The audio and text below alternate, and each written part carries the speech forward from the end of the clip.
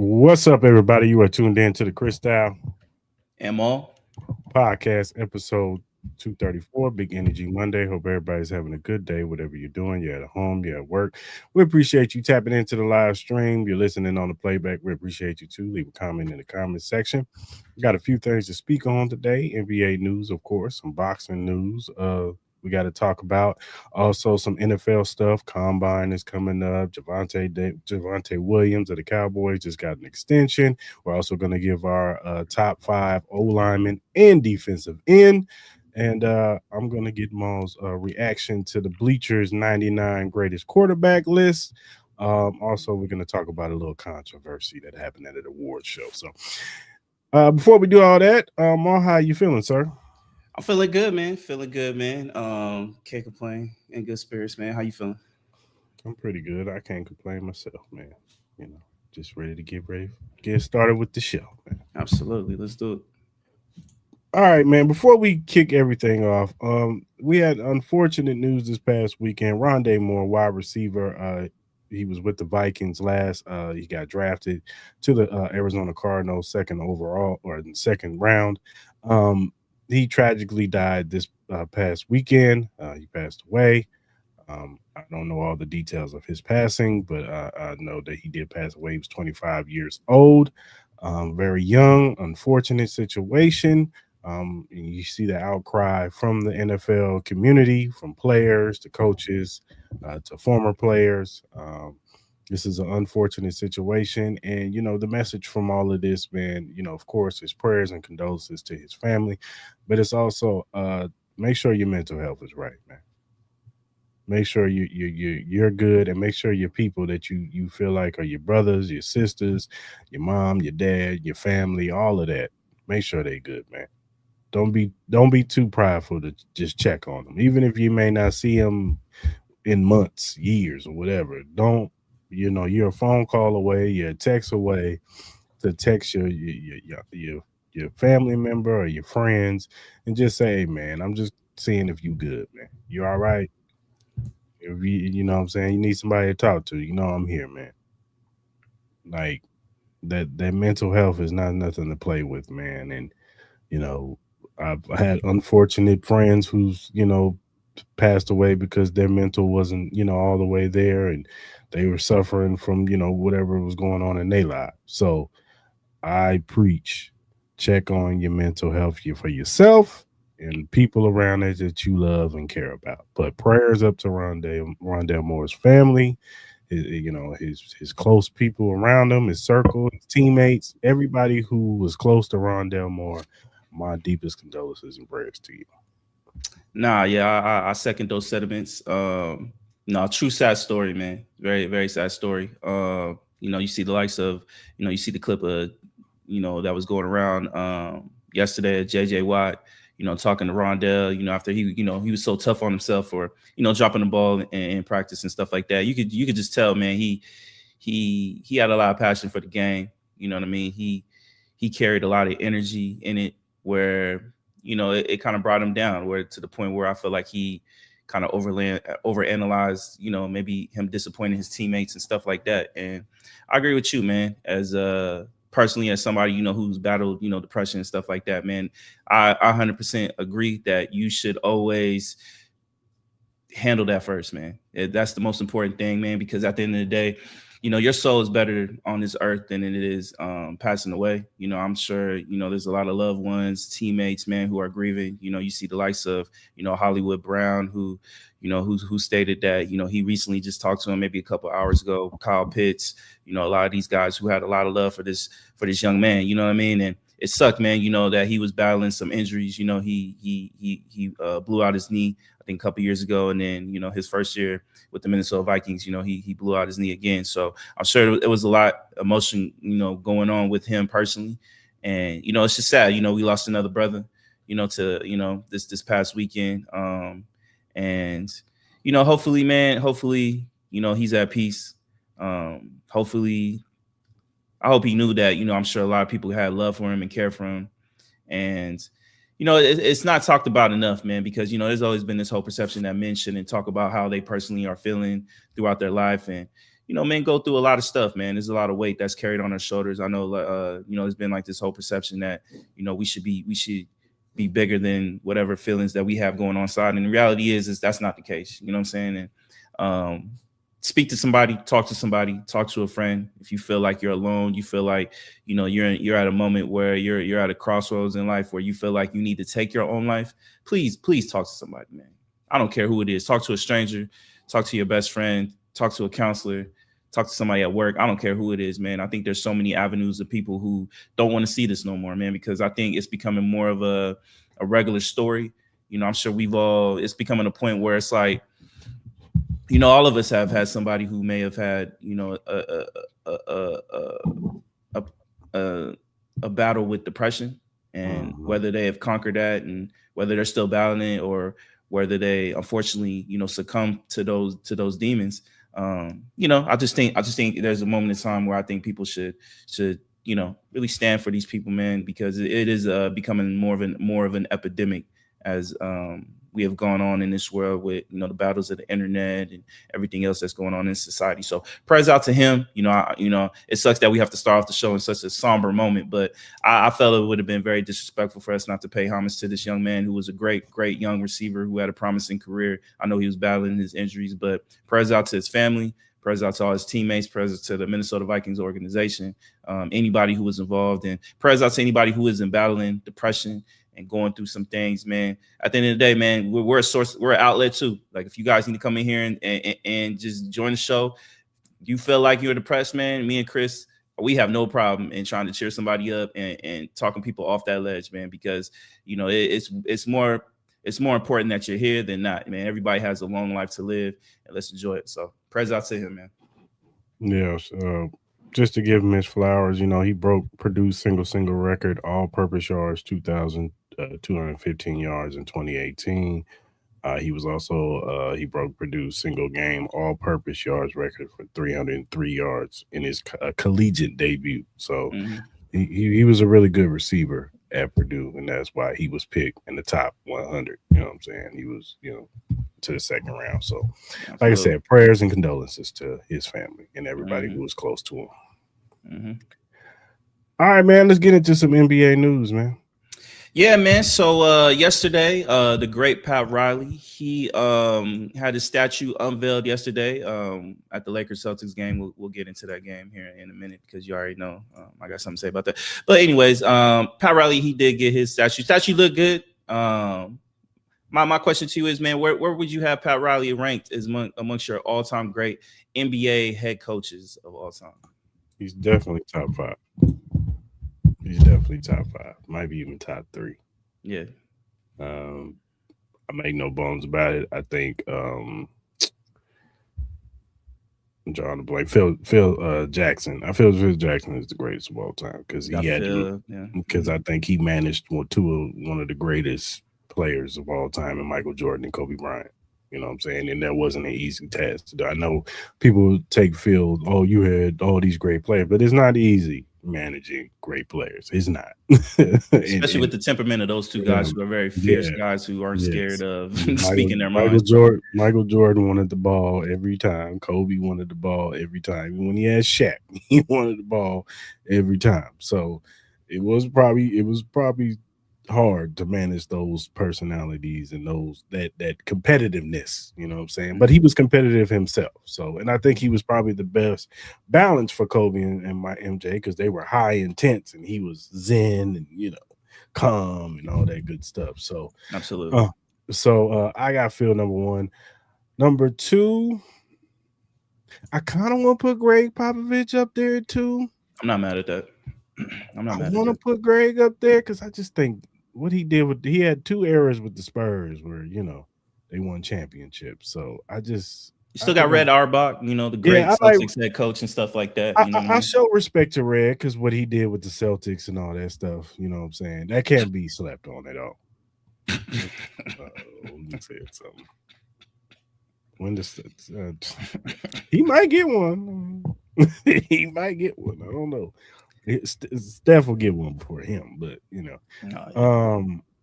but yeah, I would probably put Pat between 2 and 3. I'm not mad at that.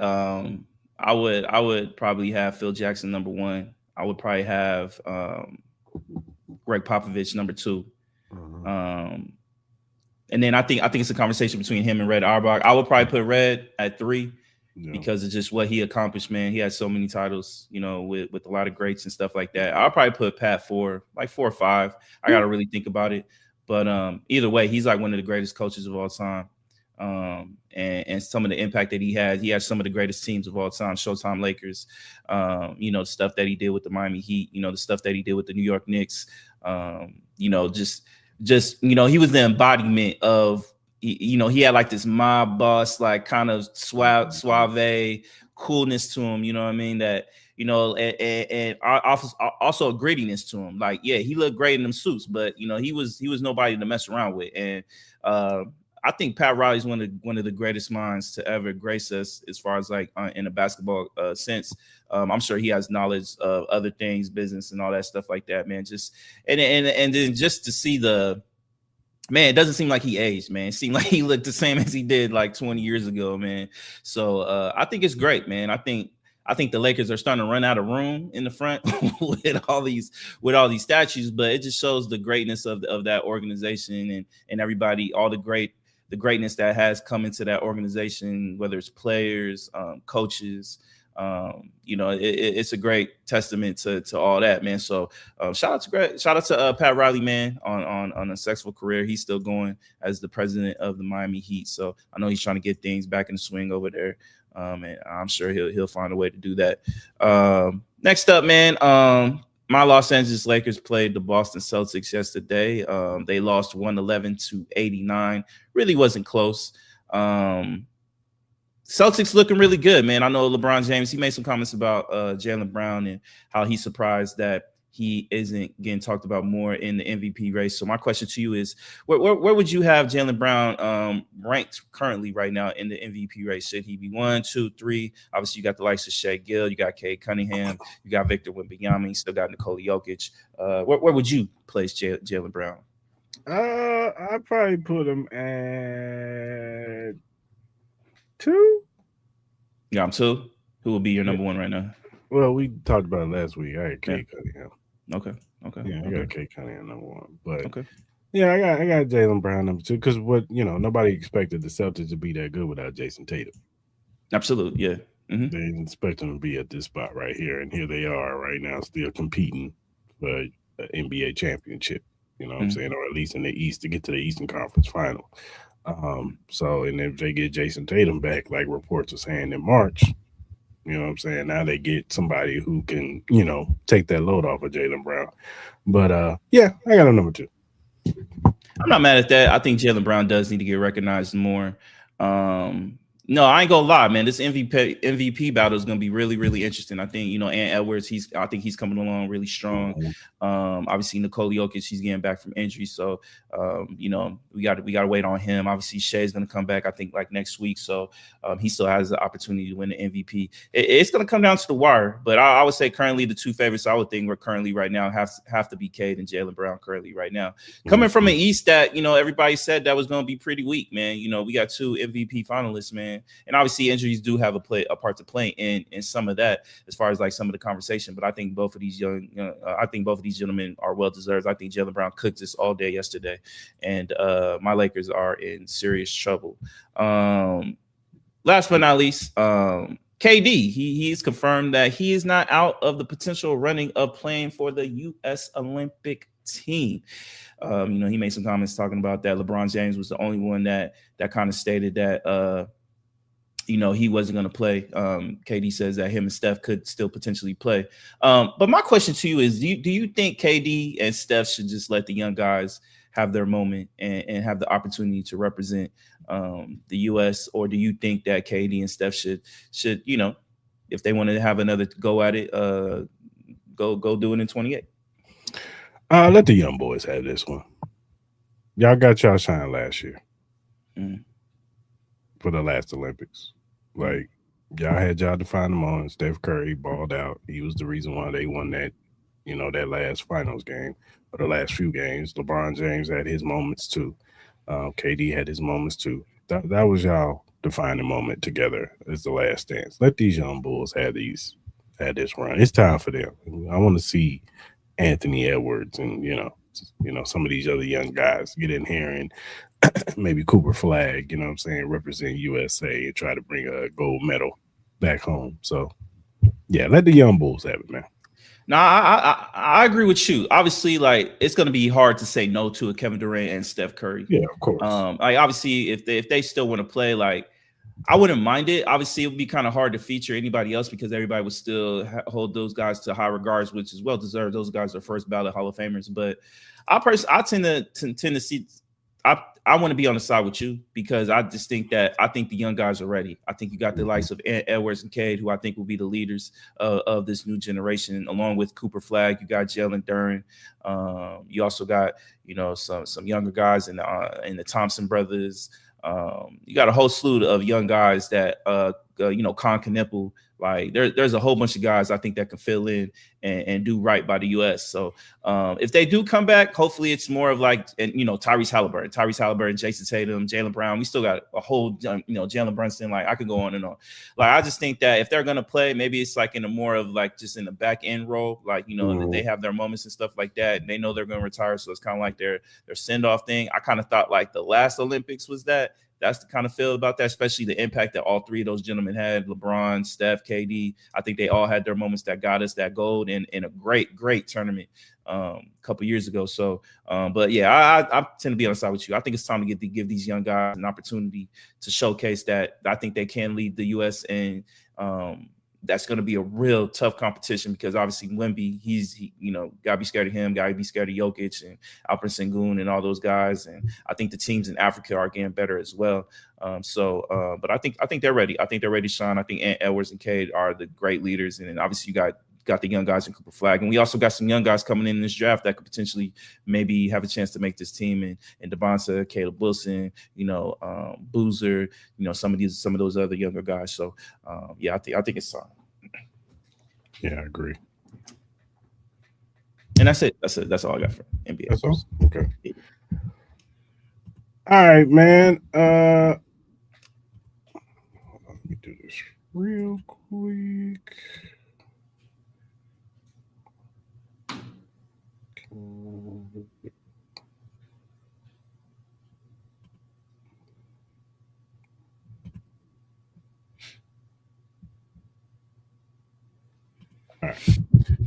All right. With the combine, starting off this week, they do all the testing starting on Thursday. I wanted to ask you, Maul, how important is the NFL combine? Because a lot of people, they value more the tape, what they show on the field over what they do with shirts and shorts and them running drills, you know what I'm saying? They hold more value of what I see you against another person doing live reps. So I asked you, do you think this is the combine is overhyped, or do you think it can help evaluate things to help somebody get an evaluation of a prospect? I think it's a two-part thing. I think as far as like us on our end, we're not in that building. We're not in those conference rooms or anything like that. I don't think it's much, I just think it's more of just the aspect of us fans getting a glimpse at what these guys are capable of as far as like in the athletic feat. But, we all see the game tape. I think this is way different from what you're able to do on that field as far as like, mental reps, reactionary time and stuff like that. Like obviously we get to see the athletic ability, how fast you run and stuff like that. And obviously that can help because I think there are certain players that they have like certain questions about them, whether it's speed, whether it's agility, whether it's, just athletic ability that I think could get answered in certain aspects of that. It is in a controlled environment. So, as far as like, quarterbacks and stuff like that, I guess you can kind of see as far as like, you throwing the receivers that you're not familiar with, as far as like accuracy and stuff like that. I think that could help. But again, like you can see everything on tape.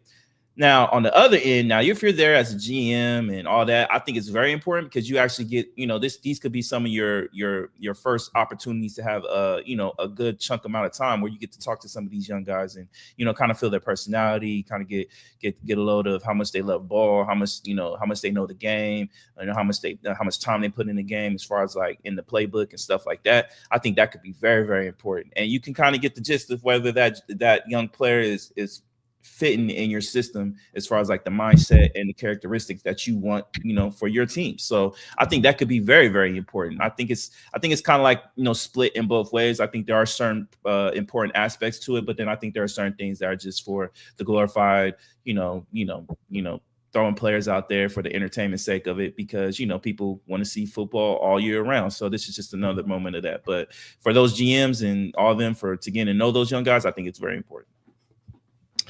Yeah, I agree. I think it's important from the interview side. I think that you, like you said, you get to sit down, talk to these young men, see where their heads at.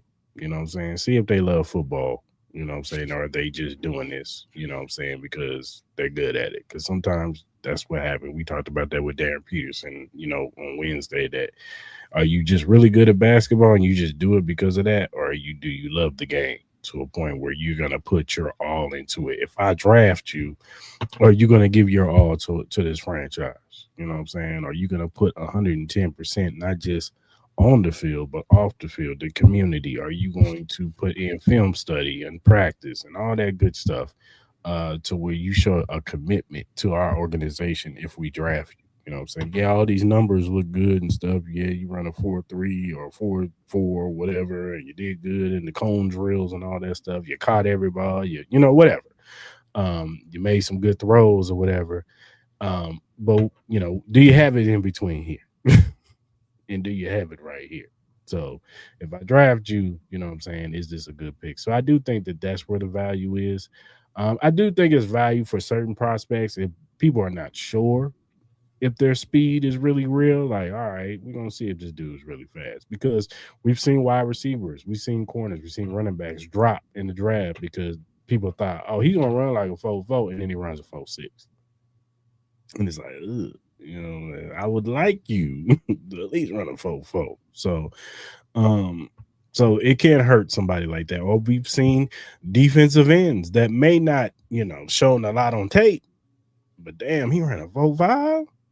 Damn, he's like 280 pounds. He's 6'7". Damn. Okay. Mhm. Yeah, we might have some raw talent right there that just need to be tapped into. So we've seen, those drills help prospects out and elevate their draft stock. Good, bad, or indifferent. But you know what I'm saying? It's helped their draft stock to, maybe they were a fringe fourth round, so now all of a sudden they're a high third round pick or a low second round pick. So there are values when it comes to that. But, at the end of the day, it's all about what you see on tape. And you know what I'm saying, because you're drafting for traits, unless you're just a player that just had one of those great years like Fernando Mendoza or Ruben Bain or somebody like that. You're looking for traits at the end of the day. Once you get past those premium picks, these prospects is would in certain stuff, what did you do here or what did you do there? You're like, oh, I see the upside in this player. You know what I'm saying? So I think that's where more so, these GMs really, they already know these players. They watch plenty, the scouts have went out there and watched plenty film, and I'm sure they're banging the table for whatever prospect they want. You know what I'm saying? Your Raiders banging the table for whatever in the second round, you know what I'm saying, or in the third round, you know what I'm saying? Maybe an offensive line or, a receiver or something like that. Hey, this guy in this organization, I think we can help him he fits our scheme. He fits our, whatever, you know what I'm saying? So I think that they've already done all that. They just really just pride and poking these guys and seeing what they do in high pressure situations that's not familiar. Like you said, unfamiliarity of being in a building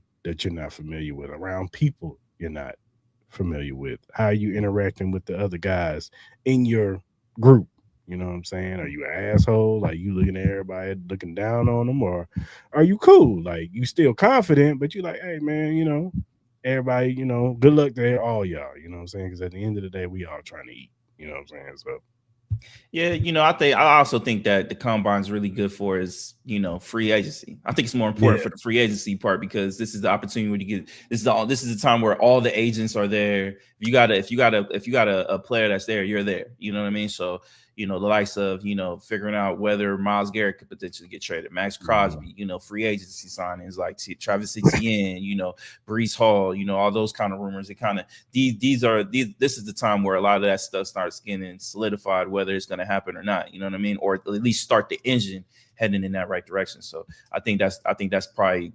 I think honestly that's really the most important part because I think this is just a small blip into the whole process of the draft. Like we're talking about, we still got almost 2 months until we get to the draft, and you got pro days, you got personal individual meetings with players and stuff like that, and what I mean. So and individual workouts. So it's a long process. This is just the starting point to it. I'm excited to see some of these guys who have a lot of question marks, to their game and try to prove a lot of these guys wrong. So we'll see, man. I'm curious to see.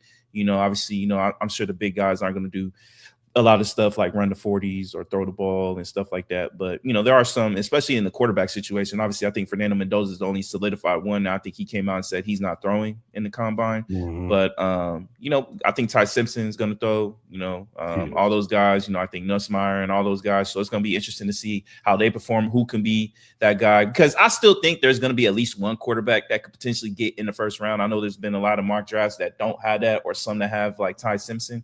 I think there could potentially be one guy that somebody might talk themselves into because of just what they like and what they see in front of their eyes, maybe the personality of the young kid and stuff like that. So we'll see. I'm excited for this whole draft process. It's going to be a long, tedious process. It's going to get to the point where we're all ready for the draft, and let's just get these boys in these uniforms and stuff like that, because there's going to be a lot of over analyzation, as kind of like Cris says. So it's the beginning point. We're going to be excited for it, but come mid March, we're gonna be we're gonna be ready for that draft. So.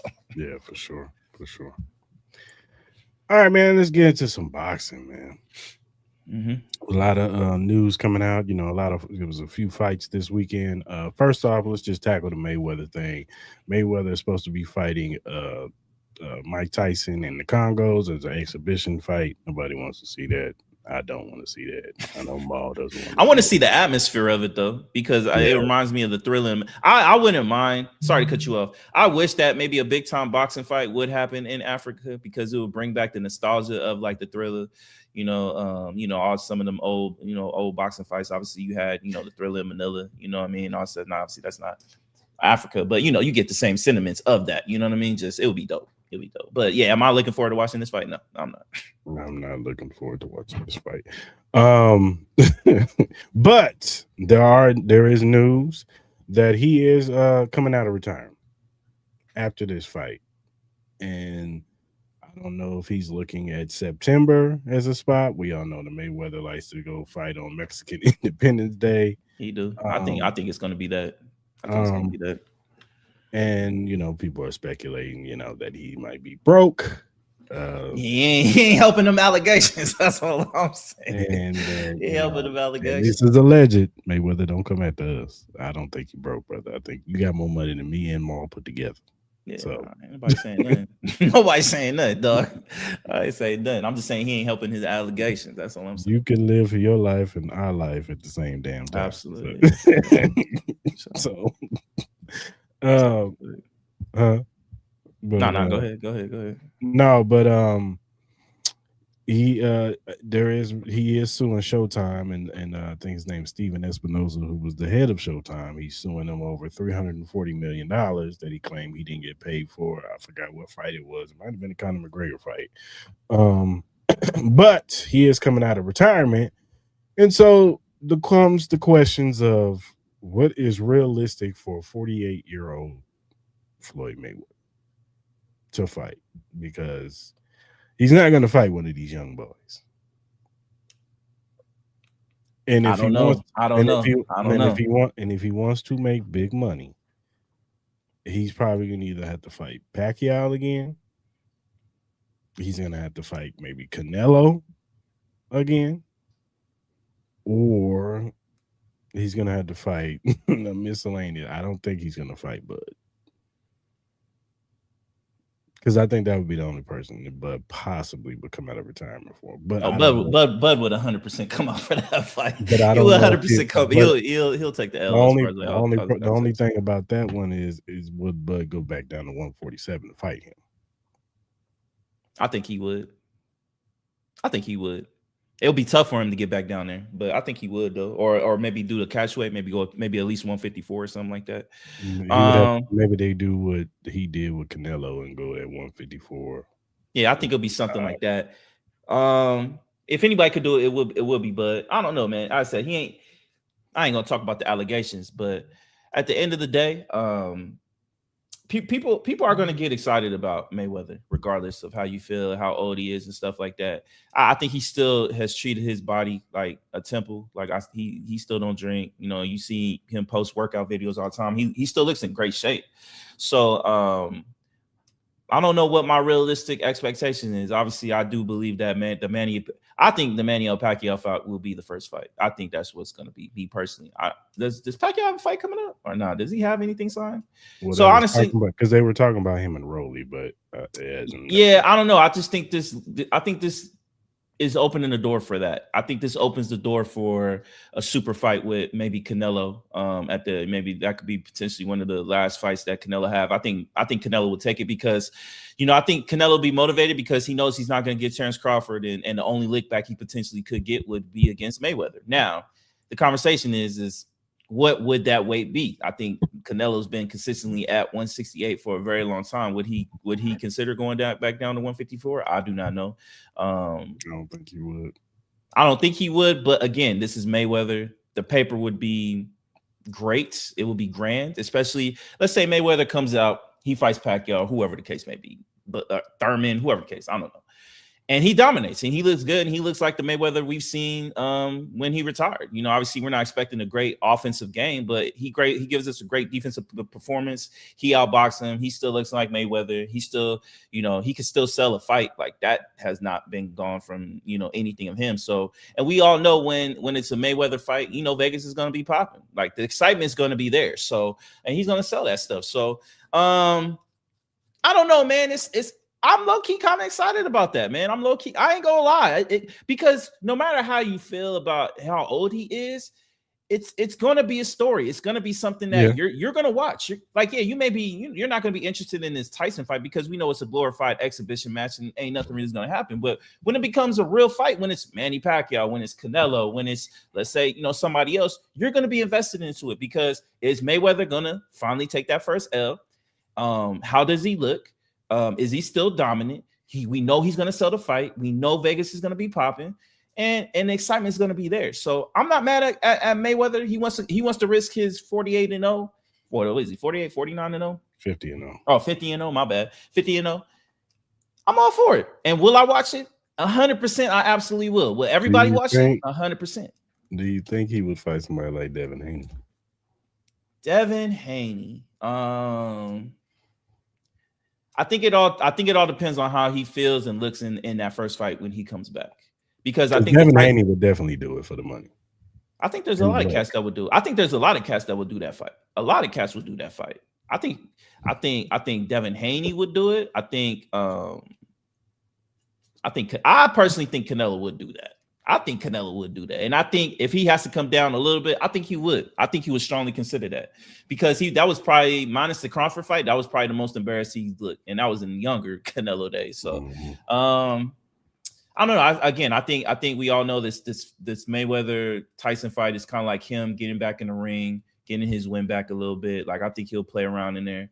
And we'll see after that real first fight in September. I'm assuming it's going to be September. And we'll see. I think if his body responds well, I think if he looks really good, I could potentially see him doing a Devin Haney fight, especially I assume that Devin Haney and Garcia would be next. I would assume. He already posted that that's the best money fight, right? Biggest fight right now. Yeah, and I think he wants his lick back too. So I think you could push that Keyshawn Davis stuff to the side. He had his opportunity to get that Devin Haney fight, and he decided to. I ain't gonna say duck, but he putting a little hezzy on it. So I don't know. It could be a potential super fight. If he looks really good, I wouldn't be surprised if we got that next May. I wouldn't be surprised. I don't know how much longer he's going to try to fight. How much longer do you think he potentially could fight if everything goes well? Another 3 fights, another 4 fights, or you think it's going to be until they make that decision on that Showtime? And if he wins that, then he'll be like, you know what? I'm kind of cool. You know what I mean? I'm kind of cool. I don't know, man. I think it's just it depends. It depends on how he looks. I think.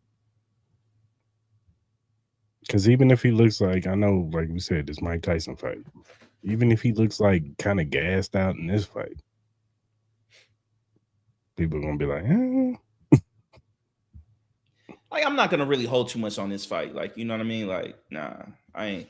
Because realistically, you know, even though he's the smaller guy, he should box circles around Mike Tyson. He's in better shape. He takes care of his body. You know what I mean? Like, he doesn't have the drugs. He doesn't have the liquor. He doesn't have all that. And Mike Tyson's like 60. Yeah, that's who. He didn't look good his last 2 fights. Look, Bernard kept fighting. He looked good. You know, for the most part. You know what I mean? He looked good. You know what I mean? So he won a title. Who's to say Mayweather can't do it? Like, what's your level of excitement for this? Of the potential of Mayweather? It depends on the opponent. I think we already know it's gonna be Pacquiao. It's gonna be Pacquiao. He's doing nothing but big money fights that's gonna get him big money. He ain't doing some bullshit. And even with Pacquiao, it's still kind of like, I really want to see that again. You do? You would. Like, stop denying it, brother. You would because I think Pacquiao still look good. I think Pacquiao still looks good for his age. Mayweather, it will be an intriguing fight. It would be. Now, will we get the same as far as like it being boring? It could potentially go the same way, but everybody's gonna be on the edge of their seat for that fight, man. It's the anticipation of Mayweather, man. Mayweather still has that kind of aura to him, especially when he steps in the boxing ring, and so does Pacquiao. Let me see the undercard. Let me see the undercard. Do you think Turk do you think Turk starts paying Mayweather? You think Turk? You think he tried to go to Turk? He's partnering up with somebody. I forgot who he's partnering with, but like, well, where's this fight's gonna be on? Are these gonna be on Netflix? Is this gonna be on like Black TV? Like, you know, that's gonna say a lot too. Like, if he's doing like Black TV stuff, he's cool. Mayweather. It better be on Netflix. I think Mayweather's gonna go huge because I think Netflix would buy a Mayweather fight. I think they would buy a Mayweather package. He's gonna put eyes on that screen regardless. He really is, because people still want to see him lose. He still has his haters. Yeah.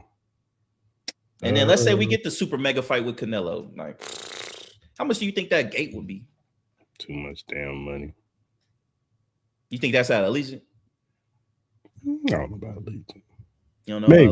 Maybe. I think it is. I think maybe. It is. I think it is. I think it is. I'm trying to think. I'm trying to see who he's supposed to be teaming up with somebody to do this fight. I don't know. They don't say.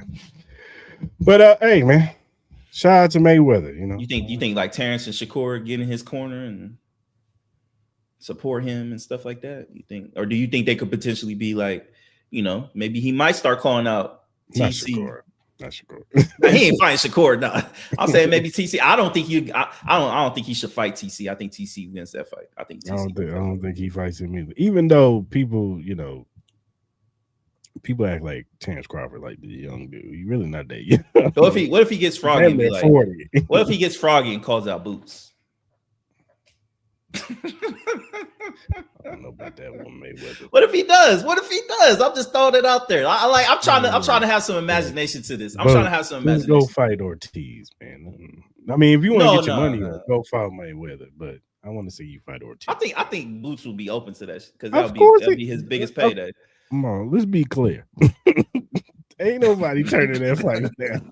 No one's turning down a Mayweather fight. I'm not turning the fight down. Like, come on. No, that's a good question. How many fighters could get any fight that they want currently right now? Like, no one would turn them down because of how much money they would make. Canelo, Crawford. I think Crawford's there now. If he would have come out of Mayweather. I think Pacquiao can. Like if Pacquiao said, Devin Haney, I want to fight you. Devin Haney's taking that fight. Yeah, he would fight Pacquiao. After Usyk? That, yeah, Usyk. He's the creme de la creme when it comes to heavyweights. Benavidez. No, people are ducking and dodging that dude. Um, Tyson Fury. maybe Tyson. Mm, Deontay. in this stage of career, yeah, because they think they could beat him. They think you can beat him. Anyway, Yeah, because he's the mysterious dude that fights in Japan, and he is. everybody's like putting this full battery into this dude. Like, you don't want to fight that guy. You see Yeah, what he did facts. to Steven? What's his name? And he be knocking fools out, even Folding, though they be folding and all that. yeah, even though he's been getting knocked down himself, but he gets back up and he's like stronger when he gets knocked Yeah, he down. be whooping ass, bro. That's like he get knocked out. It's like Popeye eating the spinach. The next thing you know, he like He wake Popeye. up, like, okay. Sound like a Kendrick song, dog. So yeah, I think Inoue can get any fight in his division. Maybe Shakur, because people want to fight Shakur now because now he's the popular trend now. Haney. Yeah, because I mean, in his class, yeah, of course, people fight him. Boots. Not right now. I think if he beats Ortiz, yes, then he'll start getting those Keith Thurmans or Fedora or maybe even Charlo. Earl. I think Earl. If Earl looks good against Tim Zoo, yeah, I think he'll be back. He'll get it. He'll get it. Man, I ain't gonna lie, man. I'm so excited. I think I ain't gonna lie. What if it's that might be the Mayweather? most. What if it's Mayweather and Errol Spence? Maybe Mayweather like, man, you was telling all these lies about me in this fucking sparring match. I'm gonna whoop your ass, Dog. If it's Errol versus Mayweather, count me in. Dog. Count me in, bruh. I ain't gonna lie, bro. This put a big smile on my face, man. Because I think the imagination is endless with this Mayweather thing, especially if he looks good, man. I think it's just endless, man. Like just the combination of fights you could potentially make, and I think it just puts boxing. Like I think boxing is in a great place, but it just heightens it even more when you put the Mayweather name to it. Like it's still there. It's still a magnetic name. It's still something that people are gonna have their eyes on. He's still undefeated. Like you're still gonna have haters. You're gonna still have his supporters, man. I still see people walking around with TMT gear all the time. Like it's still here in Vegas. Like I think people try to forget that like Mayweather still has a big impact out here in Las Vegas, and it hasn't succeeded ever since he retired. You know what I mean? So I think this is amazing for boxing. I think it's just an endless of potential and opportunity for that. So even with the Mike Tyson and Mayweather thing, I think there'll still be a lot of eyes on it. Like people still love to watch Mike. People still have an affinity for Mayweather. I think it still get a lot of eyes. I'm kind of curious to see where that's going to be on. I don't know. Did they say a channel? Like, is it Netflix? Is it Amazon? Is it anything like that? I don't know. I have to look on this. I still wish HBO would get back in boxing, man. I still miss the aura of HBO boxing, but yeah. No, that's just my thoughts. All right, man. Let's move on to Claressa Shields. She had a fight yesterday for her heavyweight championship against Fran Cruz Duzern. This is their second time they're fighting each other. They fought at a lower class. They came up together in the amateurs and all this stuff, so they were really good friends. Now that friendship was a little bit in question because during the weigh-in, teams got in a little scuffle and things were said. They selling the fight, but after the fight, of course, they made up, kissed, and all that good stuff. Yeah. But the first 2 rounds was interesting. Ain't gonna lie, Fran was applying pressure on Claressa Shields. She got her with a couple of shots. But I just think she wore herself out in those first 2 rounds. She was going for the gusto. She went for it all. She's like, I got 2 rounds in me. Let's get it. If this don't work, then oh well. I'm out on my shield. And then after that, I just think Claressa Shields was just too much for her. The speed, the jab, that right hand was just dominating. She couldn't get, shout out to Fran, man. She was taking some shots, man. I thought a few times she was going to go down, but she stood her ground and she took them shots and she kept coming. But ultimately, Claressa Shields was just too much for her. She ended up winning unanimously. But it comes to conversation of Claressa Shields, and we've talked about this before, man. It's hard for Claressa Shields right now because there's really no competition for her, dog. Let me But ask you a question: is this the most dominant run in boxing history? yeah, it's up there. It's up there with Layla, because even Layla didn't really have no I'm talking about even competition. men. I'm talking about even men too. That's what I'm saying. Like men and women, but I'm just saying Layla had this issue too that she Yeah. really didn't have no competition. It was really, and that was when women boxing was really not like Mm-hmm. being looked at or had a spotlight. Everybody just wanted to watch Layla Ali knock motherfuckers out. So Mm-hmm. um now, fast forward to Claressa Shields, I think she's having that same issue. She's just head and shoulders above everybody. Because the crazy part is that um her last fight, Danielle Perkins. That woman is actually a really good fighter. She just not better than Claressa Shields. You know what I'm saying? Fran is a really good fighter, but she's just not better than Claressa Shields. You know what I'm Mm-hmm. saying? Now I think the money fight for her, and she said it, and she was on the broadcast, would probably be the Michaela chick. That would probably be the big money fight for both of them. She says she can move down to 162 because she's a smaller heavyweight, so she can move down to that, or she says she'll move down to 168 and fight the Shadesa Green chick. Um, but that's all they got. I mean, what you want her to do, my guy? Like I They get it, can't, they Drake. can't create one in the bio lab. You know what I mean? Like I'm I sure mean, they're I get trying it. I somewhere, but mean, I think they're searching and looking, but I yeah, think the there's no best one part, there. you can't tell Alicia Baumgartner she fights at 130. Yeah, you can't sell that shit, and she would get demolished. And at least Bumgarner got her own problems that she got to worry about because I don't know. I think there's some chink in her armor a little bit, but that's And just me. then Caroline Dubois, she's 135. The Yeah, all the Fedora, all the all the better fighters are smaller than her. You know what I mean? she's tall as shit like her brother, but she Yeah, fights at like 126, like yeah, one, maybe like 116. Like yeah. Just you can't have knowing her her move up. size. I think that's why everybody had that infatuation of trying to bring Layla Ali back. You know what I mean? And just Yeah, see what happens. this But I fight. think she's been out of the game for so long. I just think it doesn't. It doesn't sit right with me. You know what I mean? Unless she's gonna take like a couple warm up fights and just see if she can get the rhythm back. Yeah. Then maybe we can have a conversation. And you know what? I think if they were to try to find a way to create that fight, it obviously would be a very interesting fight. You know what I mean? But I don't know. It's kind of weird that they're both kind of like in the same space. You know what I mean? And I think it will make for a great conversation as far as like who the greatest women's boxer of all time is, because obviously I think these two ladies are at the head of that conversation. But look, man, I just think at a point in time, Claressa Shields is just so dominant. I think she's in a world of her own, and I just think it's only comparable by very very few as far as like how dominant she is, to the point where it's just like we can't even think of anybody that could potentially even give her a run for 3 rounds. Like that's how dominant she is. And shout out to Shorty, she gave her all for them first couple rounds and stuff like that. And she gave her that was an exciting couple rounds. But again, like Claressa, she is who she is. I mean, she is who she is. I agree with you, That's Dre. what I'm saying. Yeah, I no, said the same thing. we're agreeing with you. Yeah, that's what I'm saying. But I just think that's why people are trying to form that fight, because there's no one for Claressa Shields to do, unless if they try to make her fight one of these androids. You know what I mean?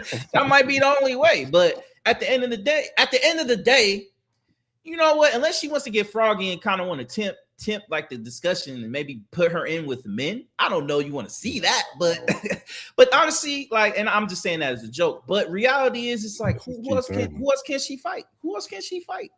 There's no one there.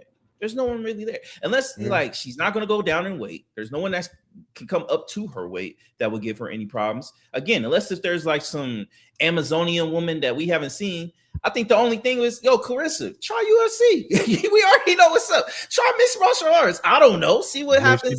She did it for a little bit. That's what I'm saying. At this point, I think there's nothing left for her in boxing. Maybe she tries to go into the UFC realm. I think she could be a huge superstar. I think there's tons of UFC fighters that she potentially go get in the ring with. Amanda Nunes. You have what's her name? Kayla, who she was supposed to fight Amanda Nunes, but she had her neck surgery. She could go in the ring with that. Like I think right now I think the conversation should honestly be like, I don't think there's nothing left for her to do in boxing.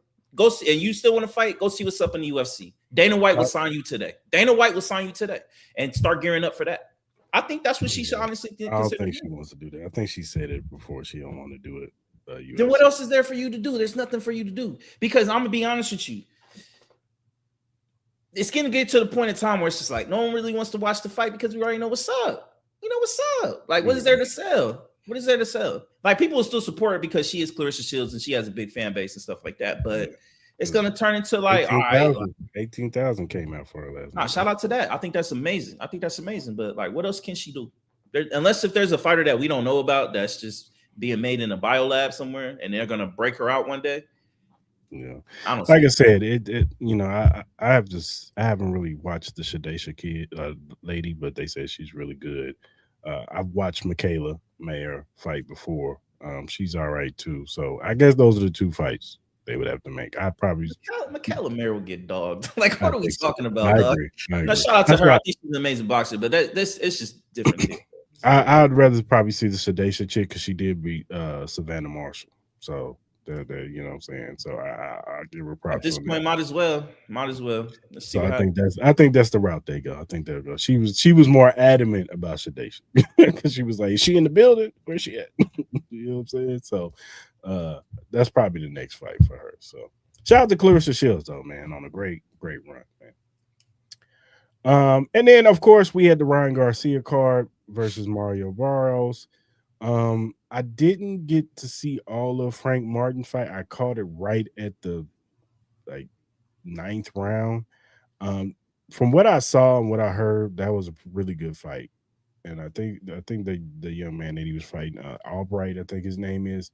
And Frank even said it because it was a draw. Frank even said it himself that he was planning for Albright to do this, and Albright switched it up on him.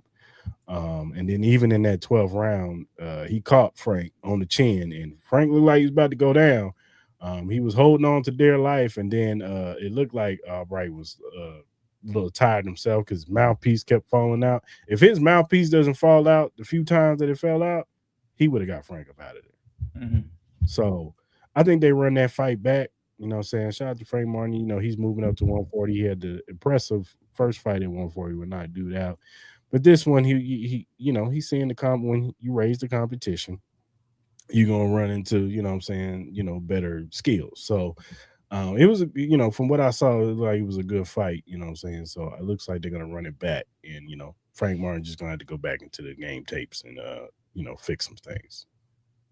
Yeah, I didn't get an opportunity to watch it. I was stuck at work. So. He did, Dre. What I saw, it looked like he underestimated dude. And like he said, he even said it himself. He wasn't one of those post game where he was like, "Oh, I thought, It was like, nah, man. He's a great fighter, man, and I underestimated him. I, thought he was gonna do this, and he did that. So, go back to the drawing board and figure it out, brother." That's why you be losing some of these fights, bro. Because you bro, come on, man. That separates the great. Like you never take anybody for granted, bro. I think that's the most frustrating thing. Like, I didn't get to watch this fight, but come on, man. You should never underestimate anybody, man. You should want to dog walk everybody, dog. And I never understood that from fighters. I don't get it. I don't understand it. When you walk in that ring, you should never underestimate anybody. The opportunity is there to get whooped on. So. That's frustrating too. That's frustrating.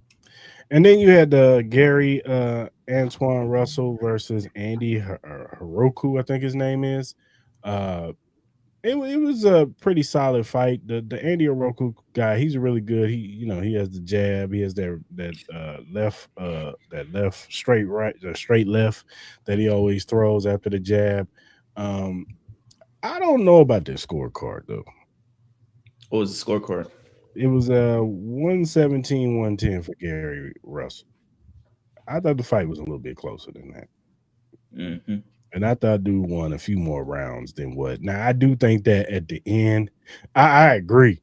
It wasn't unanimous, bro. I thought the same thing, Dre. I was like, are they watching? I don't know what Shakur Stevenson was talking about because he was on the panel. He was like, oh, he's unanimously beating him. This is a great performance. I'm like, what are you watching, Shakur? Yeah. Like, what the hell? Like, nah. Like, I would say the first, 6 rounds, I thought old boy was winning. Because it looked like Gary was having issues. What was he having trouble with? Because dude is long. And that jab was just keeping him at bay. He was trying to get inside. And he couldn't really get inside. Now, I do think that in the later rounds, dude started tailing off a little bit. He started getting a little bit more tired, I think, or whatever. Mhm. And they did say that he was like he only got off the flight from because he's from Japan, um, 48 hours before that. Mhm. Yeah. But them body shots was killing Gary. He was because he was hitting him with them digging body shots. Like dude adjusted too when Gary was coming in. He was hitting him with them body shots, and it was slowing him down. It was. I agree, Dre. That's why when I saw that scorecard, I was like, I don't know about that one. That Yeah. personally, if they would have said it was a draw, I'd have been like, all right, I could You see you you would you could see that more than the UD, huh? 117 to 1 down. I was like, yeah, they kind of robbed that. I don't know. They ain't want dude to win, but Yeah. Nah, they clearly did it. That's we know what's up. I don't know. Even the panel, I don't really care for Sergio and Chris Mannix. I think they're terrible, but even they was like, yeah, hey, jacking this. Because I'm looking at this fight and I'm like, are we watching the same fight, Shakur? I Yeah, don't know yeah. about that. I don't know about the unanimous decision, brother. Oh, he That was makes sense, masterful. It I was understand. masterful. I was like, masterful? Nah, bro. I was more impressed with the Andy kid. I want to see more of him. Yeah. Because Because I wasn't familiar. I didn't know who he was. You know what I'm saying? who is Russell potentially going to fight next? Uh, I don't know. Any champion at 140. Maybe Shakur. Mm. If it was in So, Japan. oh yeah, definitely. If it was in Japan, it definitely would have been a draw. It definitely would have been a draw. Hell, if it was anywhere else, probably. But yeah, it was. I saw that scorecard. I was like, 117, 110. I don't know about that one. Mm-hmm. I don't know. They kind of gave my man a gift. Because you want to know how I know? Because even his brother knew he was losing. Gary Russell. Because that's his trainer. Yeah. Every time they went to the corner, Gary was cussing his ass out. You pissing me the fuck off. You not getting inside, man. You letting this man. I was like, yeah, you losing right now. So I was like, oh no, brother. Yeah.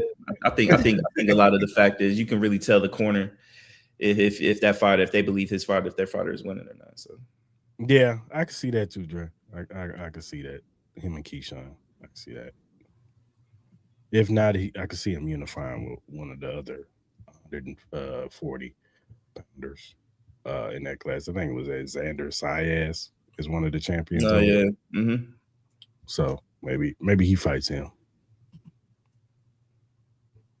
Yeah, I know, man. He talking about he's sick. Yeah, he talking about he was sick. That's the new thing though. Man, it's He like be being talking all that reckless mess, and then he do that. So, but let's go to the main event. Ryan Garcia versus Mario Barros. Man, this is not really much to talk about in this fight, bro. Ryan Garcia he dominated. Mario Barros was like he was walking in quicksand. Mm-hmm. You know what I'm saying? I don't know if he took a dive. Well, I saw some clips where people were kind of saying he was sick too. Some people were kind of saying some people were saying I'm not believing it, but some he people were was kind of sick. saying that. He's sick of getting that right hand put on his face. And it looked like it was a point of emphasis for Ryan Garcia to show that I'm not just a one trick pony. I got the right hand too. Now you heard his right hand, but he heard it. Yeah. Yeah, he did what he was supposed to do. They want to set him up in Devin Haney. I agree. Yeah, I think that's gonna be the fight. Yeah, for sure. I think they want to set the rematch up. And I told that tomorrow before the fight. I just said the big money fight at 147 is Ryan Garcia versus Devin Haney rematch.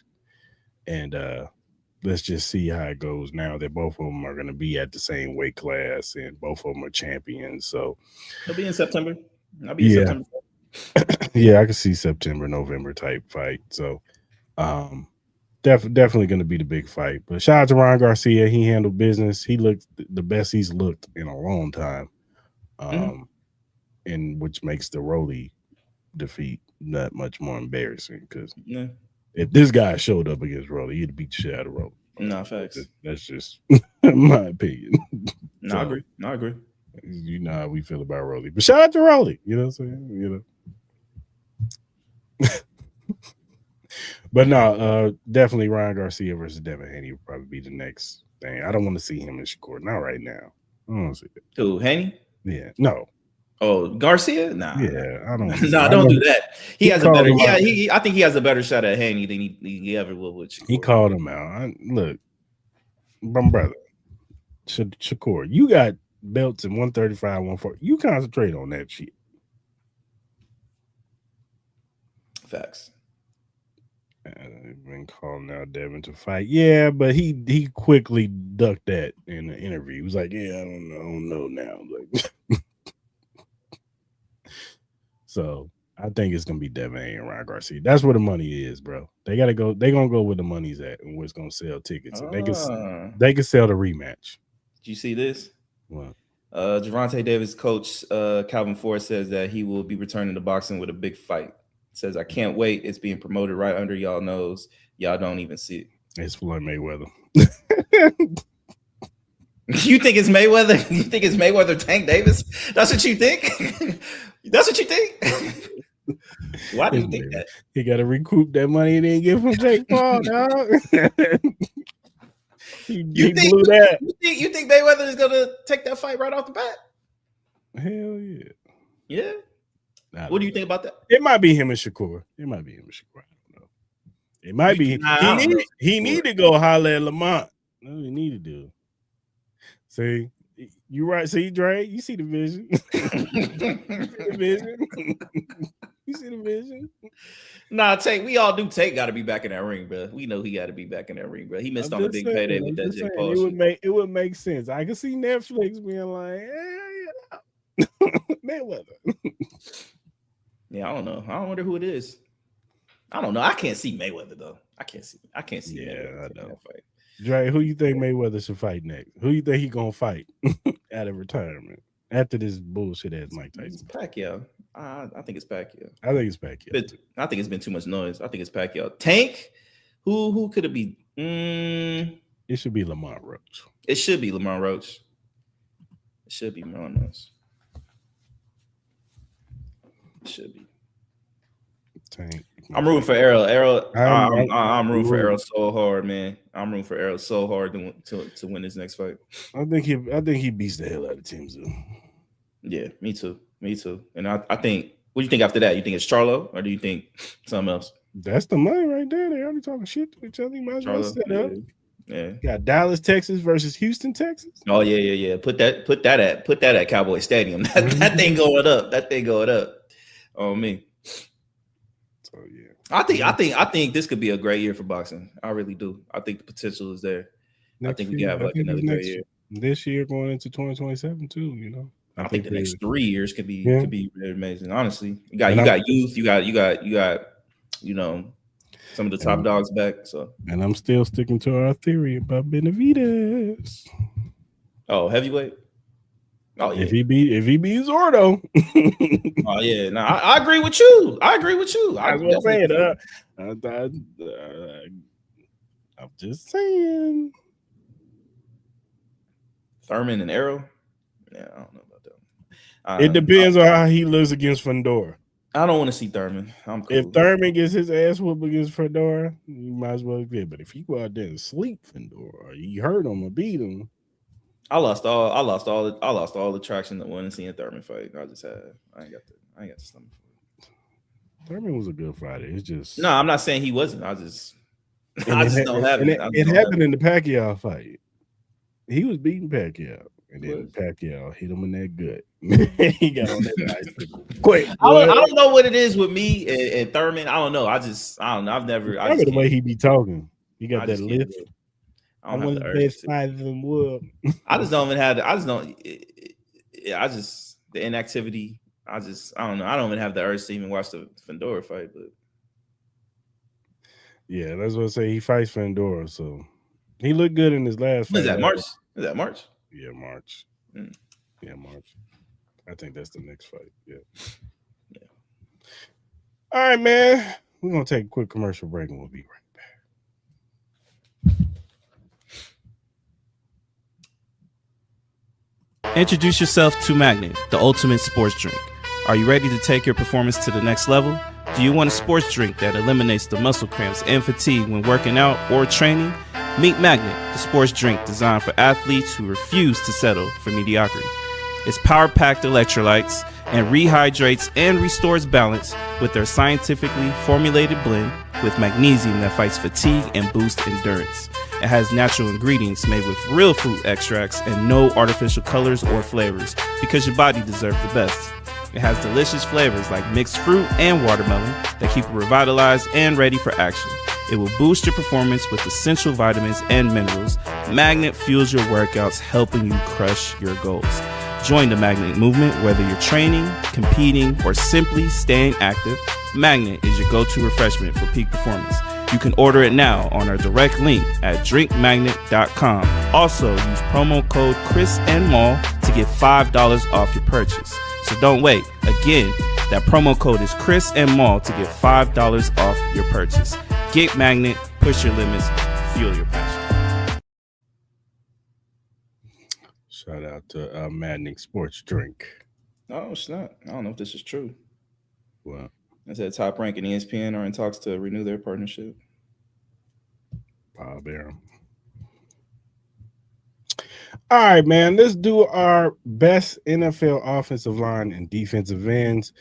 We've been doing this where we give our top 5 at the positions. We've done QBs, we've done tight ends, we've done wide receivers, running backs. Now we're gonna do O line and then get into the defensive side, defensive end. This is coming off of this season. Who we feel are the tops at this position. So I'm gonna go ahead and put the offensive line up. On the right or on the left, you got Malls, top 5 O linemen, Panay Sewell, Joe Tooney, Quentin Nelson, Garrett Bowles, and Creed Humphrey. I got Panay Sewell, Joe Tooney, Creed Humphrey, Deion Dawkins, and Garrett Bowles. So I'm not mad at that. I think Deion Dawkins had a really solid year, especially what we seen what James Cook was able to do. I think Quentin Nelson. I think people kind of oversleep him. Like I know the Colts. The Colts started off amazing. They started off one of the best teams, and obviously they kind of fell off with the injury. So I'm not mad at it though. I think for the most part we temporarily agree. You know what I mean? Yeah, for the most part. Yeah. And then we do our defensive line list.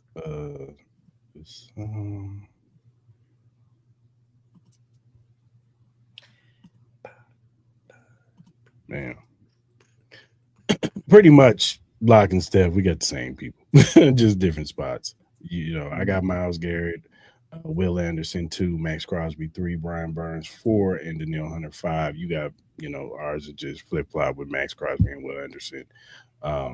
You got Brian Burns, you got Danielle Hunter, you got Myles Garrett number 1. So we pretty much agree on who it is. It's just 2 and 3. Look, that top 3 can go. Obviously, Myles Garrett is the best. He's number 1. He's number 1. Like he's number 1. But I think any of those top 3 guys can be number 1. Like I'm not denying what Myles Garrett is. Myles Garrett is the number 1 defensive end. But Max Crosby could make number 1. Will Anderson can be number 1. I think those guys are all right at next with each other, man. But yeah, for sure. So the next group we'll do is defensive tackles on Wednesday, defensive tackles and linebackers.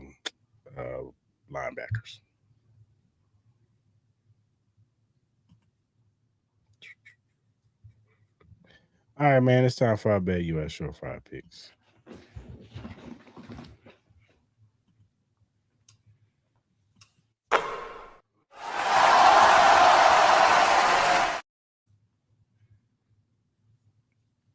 All right, man, what you got? Man, we got some big basketball games tonight, man. Very excited to watch them. We got North Carolina versus Louisville. I got North Carolina plus 3.5. I think they've been playing really good.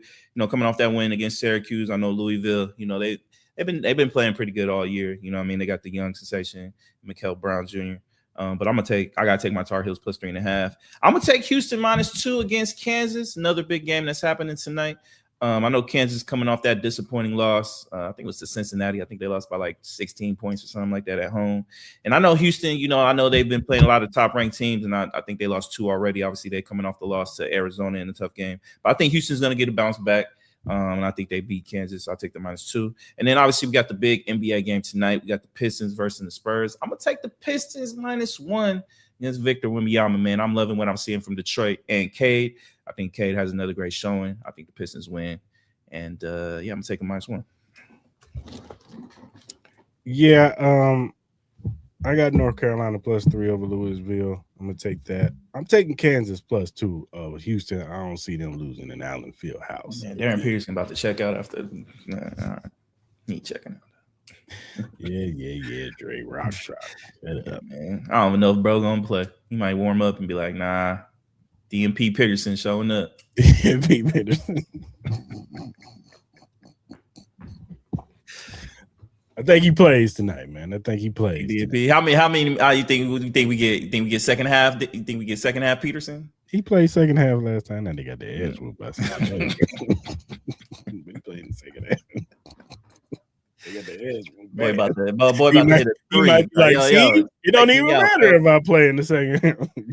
He don't even say nothing. He just point at him. Yo, my man. Yo, take me out. He said, I'm out. You like, bro, how do you feel, man? Like, how do you feel about Peterson, man? I think he's a great talent. I can't trust him. You done with him, Dre?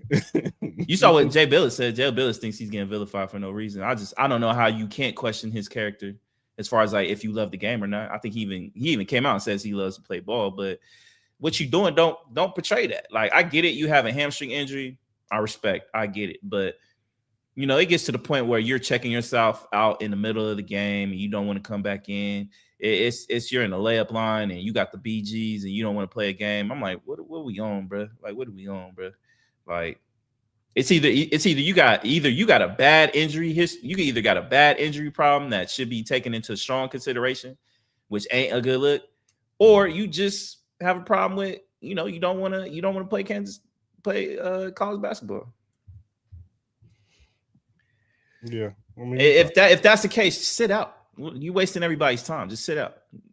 Give back the money that they paid you for whatever games you missed, and no, you ain't doing that. Call it a day. That's what you should do. Eventually, that's gonna happen, bro. Like these boosters ain't gonna just keep donating money if you ain't gonna play the game. Like, that's just ain't gonna happen, bro. They gonna want that money back. They got trust. That's gonna happen. He gonna kill the game for everybody else. Now, I would have done the same thing. I'm like, brother, I just go home. Focus on the draft. Like, no one's mad at you. Like, I'm not mad. Like, we know you a great talent. If you don't want to be here, don't be here. You don't have to sign this. You don't have to take our money. We could have used that money for somebody else. You know what I mean? We could have paid a Caleb Wilson. We could have paid, you know, we could have tried to get AJ DeBonsa away from BYU or something like that. We could have did anything. You know what I mean? But we chose to give it to you. Bill Silver ain't about to do them boosters and have kicked his ass. But also my last pick, I'm with you. I got the Pistons -1 over the Spurs. If you go to any of our social media platforms, you can see the Bet US link. Go ahead and click on it. First time users only. You sign up, you get 125% sign-in bonus plus 10% gambler's insurance. That's 3 risk-free bets on $100 up to $5,000. So that means on your first 3 deposits, if you deposit $100 and you lose on your bets, you keep your money. You don't even lose it. So you can keep your money, or you can win you some money. Go over there, sign up, and tell them Chris Talamon sent you. And that does it for our Bet US Surefire picks.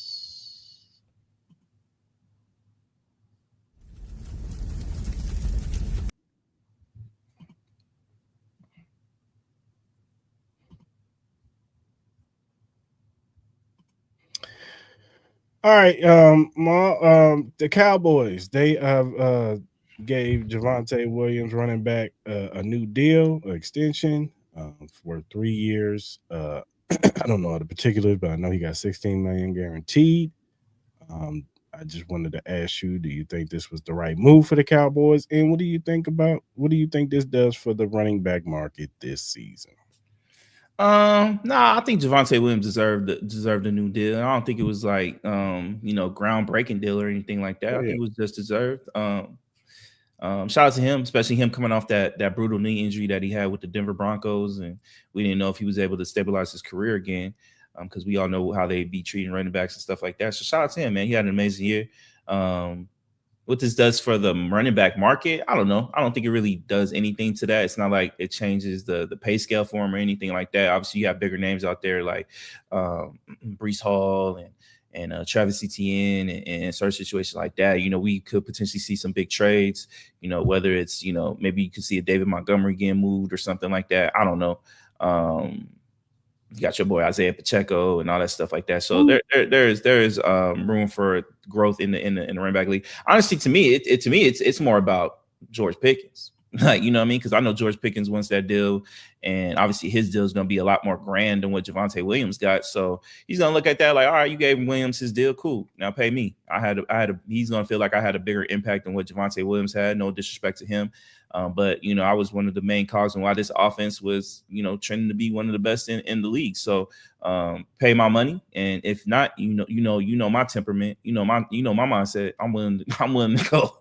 I'm willing to go as far as you want to take it. So it just depends, man. So I think that would be the more curious situation with the Cowboys is how does this affect George Pickens and his deal? Yeah, Pickens don't want to get tagged though. Tell him Pickens don't want to get tagged. Tell him, Dre. Tell nobody want to check. I'm not denying it, but I'm just saying Pickens ain't gonna want that. How you think he's gonna respond? Like, brother, Pickens is brother. We see the attitude that he has, but he ain't gonna like that. He ain't gonna like it. Yeah, for sure. Yeah, I agree with you. I think it was a good deal for Javontae. Shout out to him, man. Happy for him that he's getting some money. Nobody wants Pacheco. Yeah, nobody wants him. That's what I mean. You said Pacheco. Yeah, what y'all trying to say? His career over? Pacheco career I'm not saying it's over. Somebody gonna sign him. He's just not gonna be a starter. But yeah, I think the Javontae Williams deal was a good deal for them, and both sides. It wasn't, like you said, it wasn't groundbreaking. But I do think that we get a little barometer where where some of the deals are going to go. Where Brees Hall, he's going to probably get a little bit more than that. Maybe even Travis Etienne will get a little bit more than that. We'll see if Kenneth Walker might even hit free agency too, because they talking about maybe signing some of their defensive players and JSN. So we'll see. We'll see. Even the lower, mid-tier guys like a Tyler Algier or a Rico Dowdle or somebody like that. What kind of money are they going to get? Are they going to get something similar to Javontae Williams or maybe a little bit more? So we'll see. Pickens ain't got no choice. We'll sit out. We saw how Jay treated Parsons. Yeah.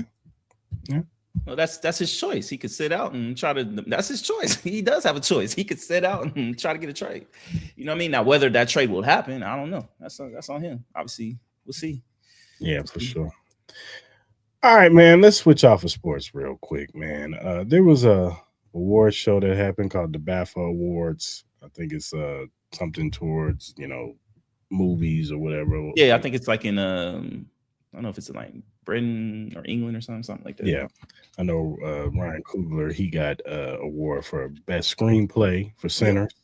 But there was a segment in where Michael B. Jordan and Delroy Lindo was doing a speech, and somebody in the crowd named John Davison started spewing out some racial slurs. He said the N-word. You could hear it clear as day.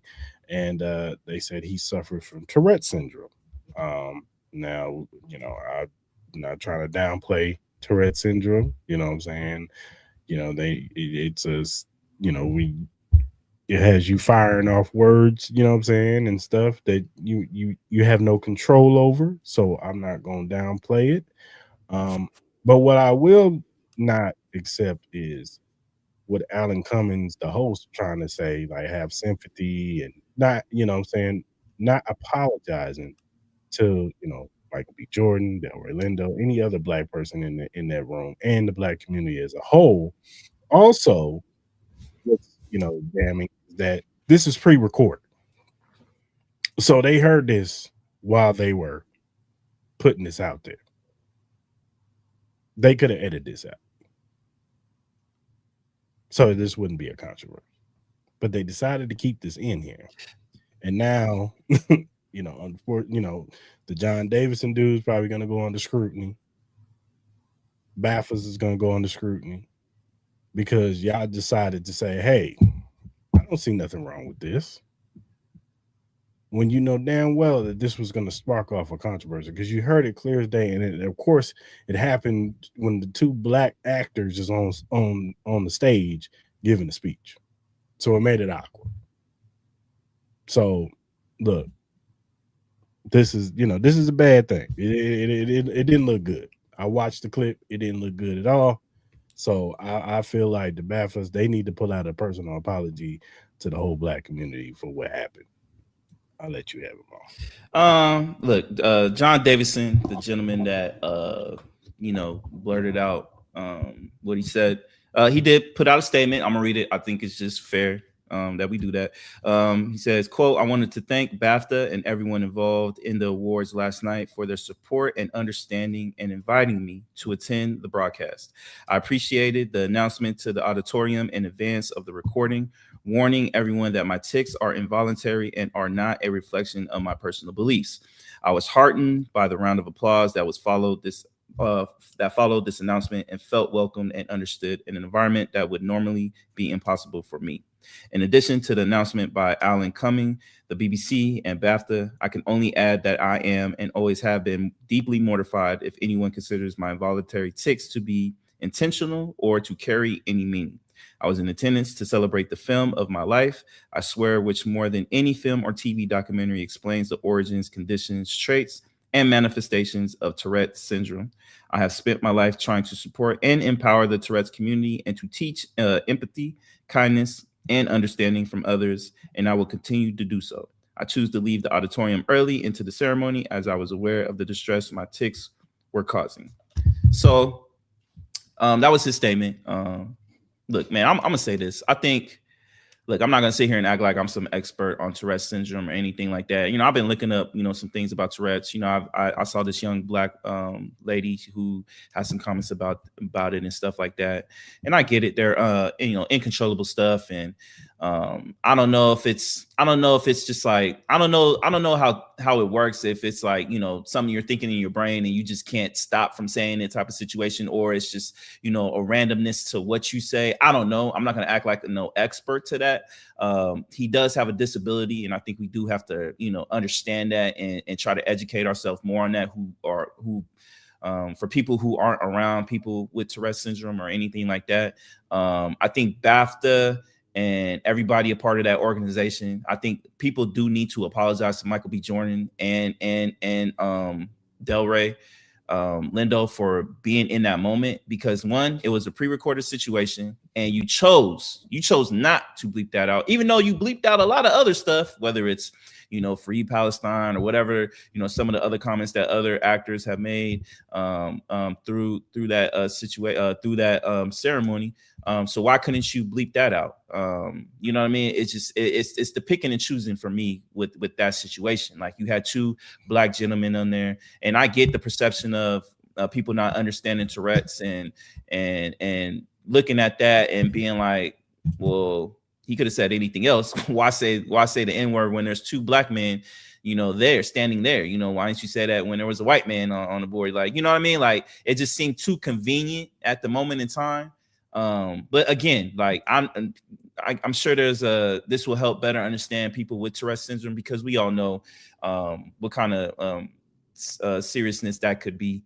And I'm not going to sit here and crucify John Davison. I still find it hard to believe that people can't just apologize to Michael B. Jordan and Delray Lindo. I still haven't seen that at all. Even in that statement, I still didn't see John Davison being like, I want to apologize for Michael B. Jordan and Delray Lindo for putting you in that position, even though I truly didn't mean that. And it's just, my tics are uncontrollable. And you don't want to solidify him on that and kind of heighten his issues that he has with Tourette's syndrome. But at the same time, it's a bad look, regardless of how people may feel about the situation. And I still just haven't seen it's a simple, just be like, yo, I have what I have, but I do sincerely want to apologize to Michael B. Jordan and Delray Lindo for putting you in that predicament. I think BAFTA should come out and be like, yo, I want to apologize for Michael B. Jordan and Delray Lindo for not editing that out. and apologizing to the Black community for not editing that out. Like, you had opportunities to do that. Am I going to pick on John Davidson and try to get all in depth into his Tourette syndrome and if he really meant what he said? No. At the end of the day, he has something that is uncontrollable, that is a sickness and a disease or whatever you want to call it. And we got to respect that. But I think BAFTA and everybody else involved, I don't think it's hard to just apologize for just the circumstances that could have been eliminated if they just, all they had to do was just edit it out and no one would have known. Honestly, you know what I mean? No one would have known this wouldn't have been a big issue. And now with this being a big issue, you kind of defeated the whole purpose of your ceremonies. Now, everything else that, these, as you talked about, Ryan Coogler, John Davidson, all that type of stuff, and him making Tourette syndrome awareness more important in his film and stuff like that. All that is in the back burner. So now we have a conversation of, did he mean it? Like, how does when you say words in Tourette syndrome, is it something that's in your brain? And now we're trying to overanalyze everything. It kind of defeats the purpose and what we're trying to do and make things more aware and celebrating great movies and great actors and actresses and directors and all that type of stuff. Like, all it had to took was 2 seconds into editing that word out, and you guys chose not to do it. So now this is the issue you got to be ahead, and I still haven't heard an apology yet. So, I agree. So it's something that could have been less bigger than what it was. Yeah, I agree. He should have apologized in the statement, and BAFTA should have apologized as soon as possible on their behalf, of the situation. I think it's more so on BAFTA. Like, if John Davidson wants to apologize, and cool, I get his sickness, but BAFTA needs to apologize. You need to apologize. I agree with you. I think in that statement, he still should have shown a little bit. Yeah, just be like, yo, look, I'm sorry for blurting that out, because it was, at the end of the day, he yelled out a slur, and it does look crazy that he said that slur. It does. When the two brothers was on there, it was just like, it does. It looks kind of sus. I ain't gonna hold you. It do. All right, man. Bleacher Report put out their 99 greatest quarterbacks of all time. I haven't seen this. I ran across this list on X. I wanted to get your opinion. I'm gonna read off the top 10, and then I'm gonna give you some, other numbers of certain players. So, where's it at? Give me a second. All right. So, of course, number 1, Tom Brady. We all knew that. Number 2, they got Joe Montana. Number 3, they got Peyton Manning. Number 4, they got Patrick Mahomes. Number 5, they got Aaron. Number 6, they got John Elway. Number 7, they got Brett Favre. Number 8, they got Drew Brees. Number 9, they got Steve Young. And then number 10, they got Dan Marino. Mm-hmm. How do you feel about that top 10, sir? Honestly, I just pulled up the list right now.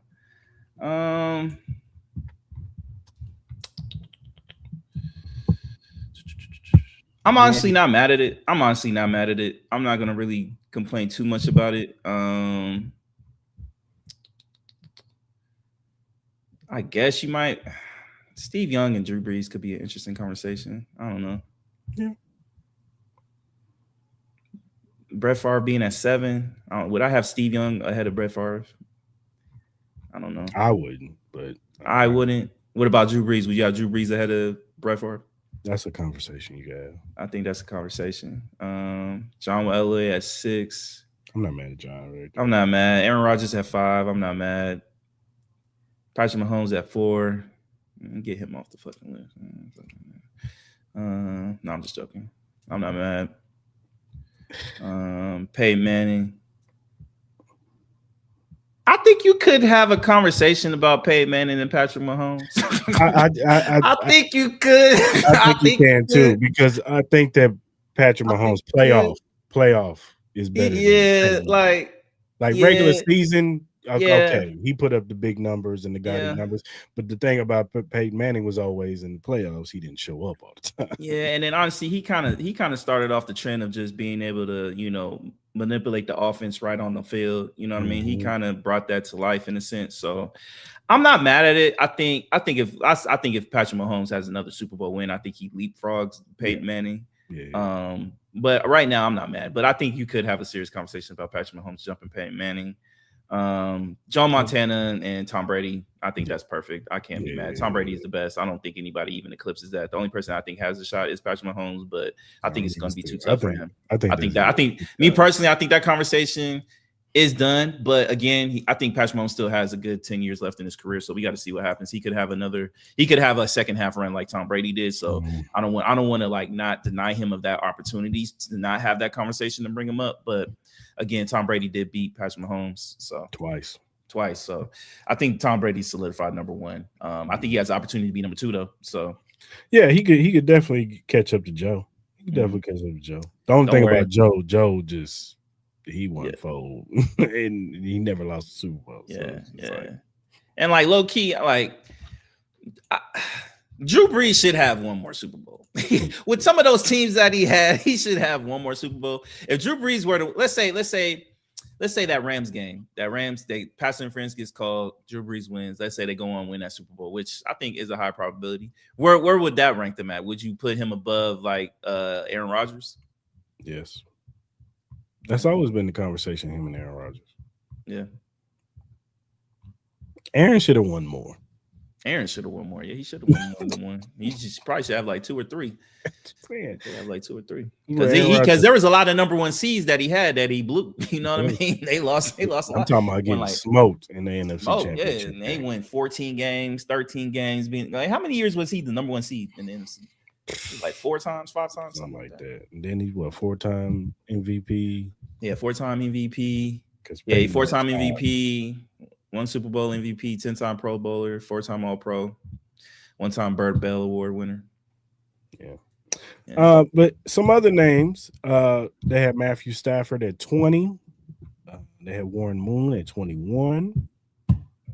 They had Kurt Warner at 18. Big Ben, he was 16. Now this is going to be interesting. Eli Manning at 24.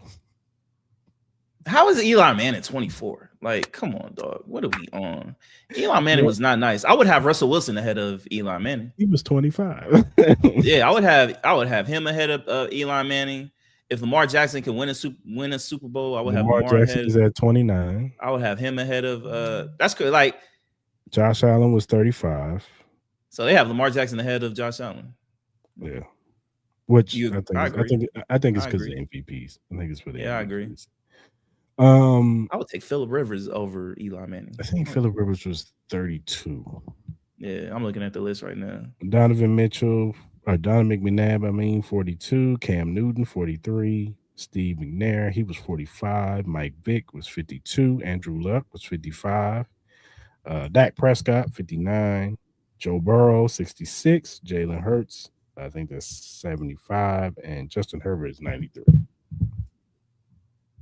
I would have Cam Newton ahead of Donovan McNabb. That's me. That's me. I'm saying me personally. I like Donovan, but I think people slept on Donovan though. Nah, they did, but my man went to 4 NFC Championship games in the Super Bowl. Yeah. And he was throwing outside of T.O., he was throwing it to some bums though. I was damn near all of them motherfuckers. Bums. Like you would have Steve McNair behind Donovan McNabb? I would probably have Steve McNair over McNabb. Steve was special though. Yeah, that's what I'm saying. I would have him over McNabb. But once again, Steve McNair had better weapons around him. Yeah. Drew Bledsoe, Michael Vick, Joe Flacco. All I know is my boy Fernando Mendoza gonna be on this list. He gonna be on this list, man. I have a feeling my man gonna be on this list, man. I don't know where he gonna be on this list somewhere. Well, I mean, the bar isn't high. Ryan Tannehill's 99. I know. It just shows you how many. Eli Manning at 24. It just shows you how rare great quarterbacks are. And my man Doug Williams, they put him in the 60s, man. Put Doug a little higher, man. They put Doug where? like 60 something. That's crazy. Where Dante Culpepper at? I think he was like 70 something. He was on the list. He's 7. So at this point, man, you might as well put I think Jared Goff was in the 60s too. the Sam Darnold on the list. No, Should he be on the list? Not right now. Even with a Super Bowl win? He had 2 good seasons. Let's see him. What did Eli Manning have? Come on, dog. What did Eli Manning have? Twice. Eli Manning is the most overhyped mid quarterback of all time, bro. Bro was terrible. I agree. Terrible. He led the league in interceptions. I'm like, bro, if you're gonna put Eli Manning in, you gotta put Sam Darnold in. You gotta put Sam Darnold in. He had better years. Did he? Better stats, better years. He did. Did he? His best is all right. Who had Sam Darnold's best year is better than Eli Manning's best year? Let's see. Let's find out.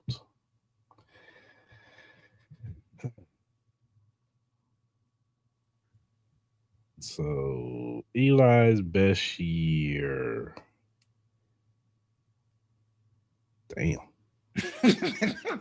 Go ahead, read them numbers, dog. He threw a lot of interceptions. Come on, man. What are we talking about? I think he led the league in interceptions twice. Yeah, he did.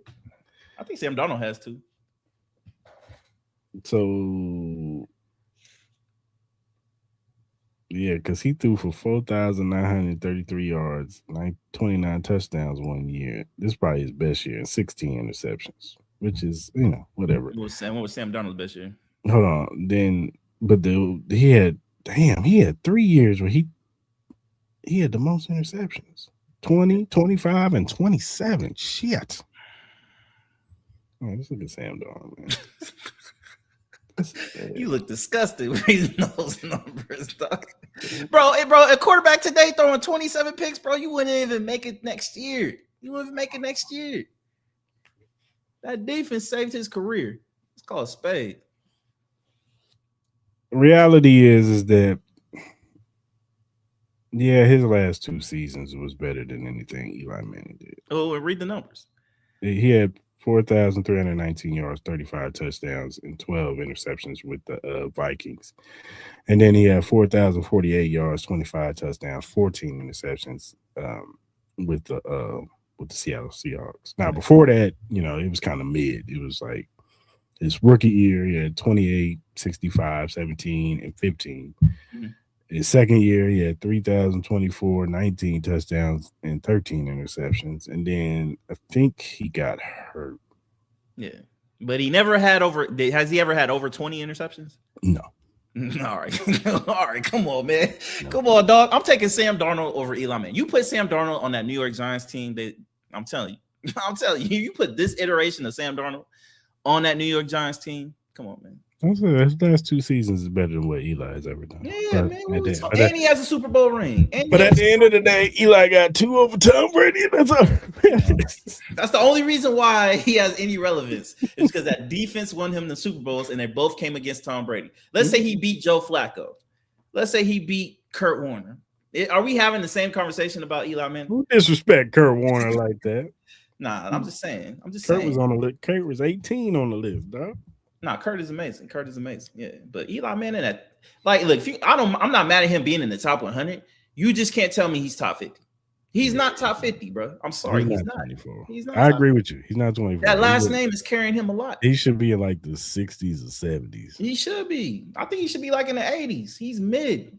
That defensive line saved his career because everybody remembers Tom Coughlin was going to get fired. Eli Manning was about to get traded. There was a section where Eli Manning was so bad that they had to bring Kurt Warner in. Thank you. They sat him. And then people wanted to be like, oh, that's disrespectful because you ended his streak. Man, bump his streak. He sucks. We're trying to win. I've never, especially in New York media, I've never seen a quarterback get coddled so much for doing so little. He threw 2 balls, and one was a wide open Plaxico burst that you shouldn't have missed in the left corner. And then he had the great catch that it was like, he didn't do that. He just threw the ball up in the air hoping for a fucking prayer. And it really wasn't a great catch. It was Rodney Harrison fault. Exactly. So what did Eli Manning really do? Okay, he had a great little stretch in the playoffs, but that defense was the main cog of why they were winning those games, man. There was.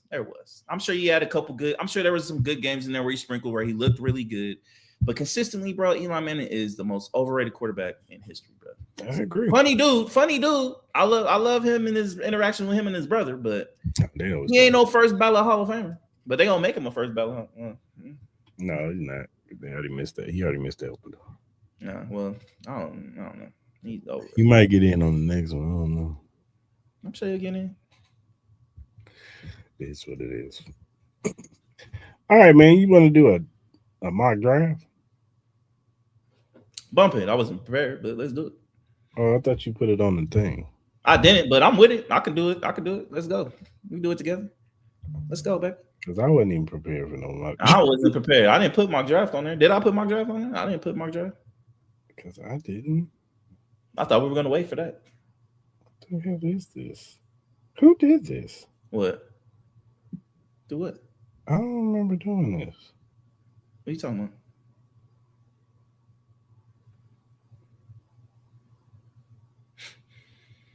Who's this? Somebody hacking your phone? I hope not. No, this is like old. Okay. Never mind. We can do my draft different time. Yeah, I'm not prepared at all. But I'll wing it though. I'll wing it for sure. Because I looked down. I was like, what the hell? Now we could do the top. We could do at least the top 10 picks if you want to do that. We could do that. Yeah, but you know how that thing be acting, man. We'll do it. We'll do it. I think we should do it like after combine or something. We'll do our first like mock draft. We could do it then. So, all right, man. You got anything else? Do I got anything else? No, I'm excited for Resident Evil this week. I know that. I'm excited for Resident Evil to come out this week. Need that. Anything going on in the wrestling world? Elimination Chambers on Saturday. Who's in the main event? Well, you got the women's elimination chamber and the men's elimination chamber. Let me look it up. I forgot who's all in it. Elimination chamber. 2026.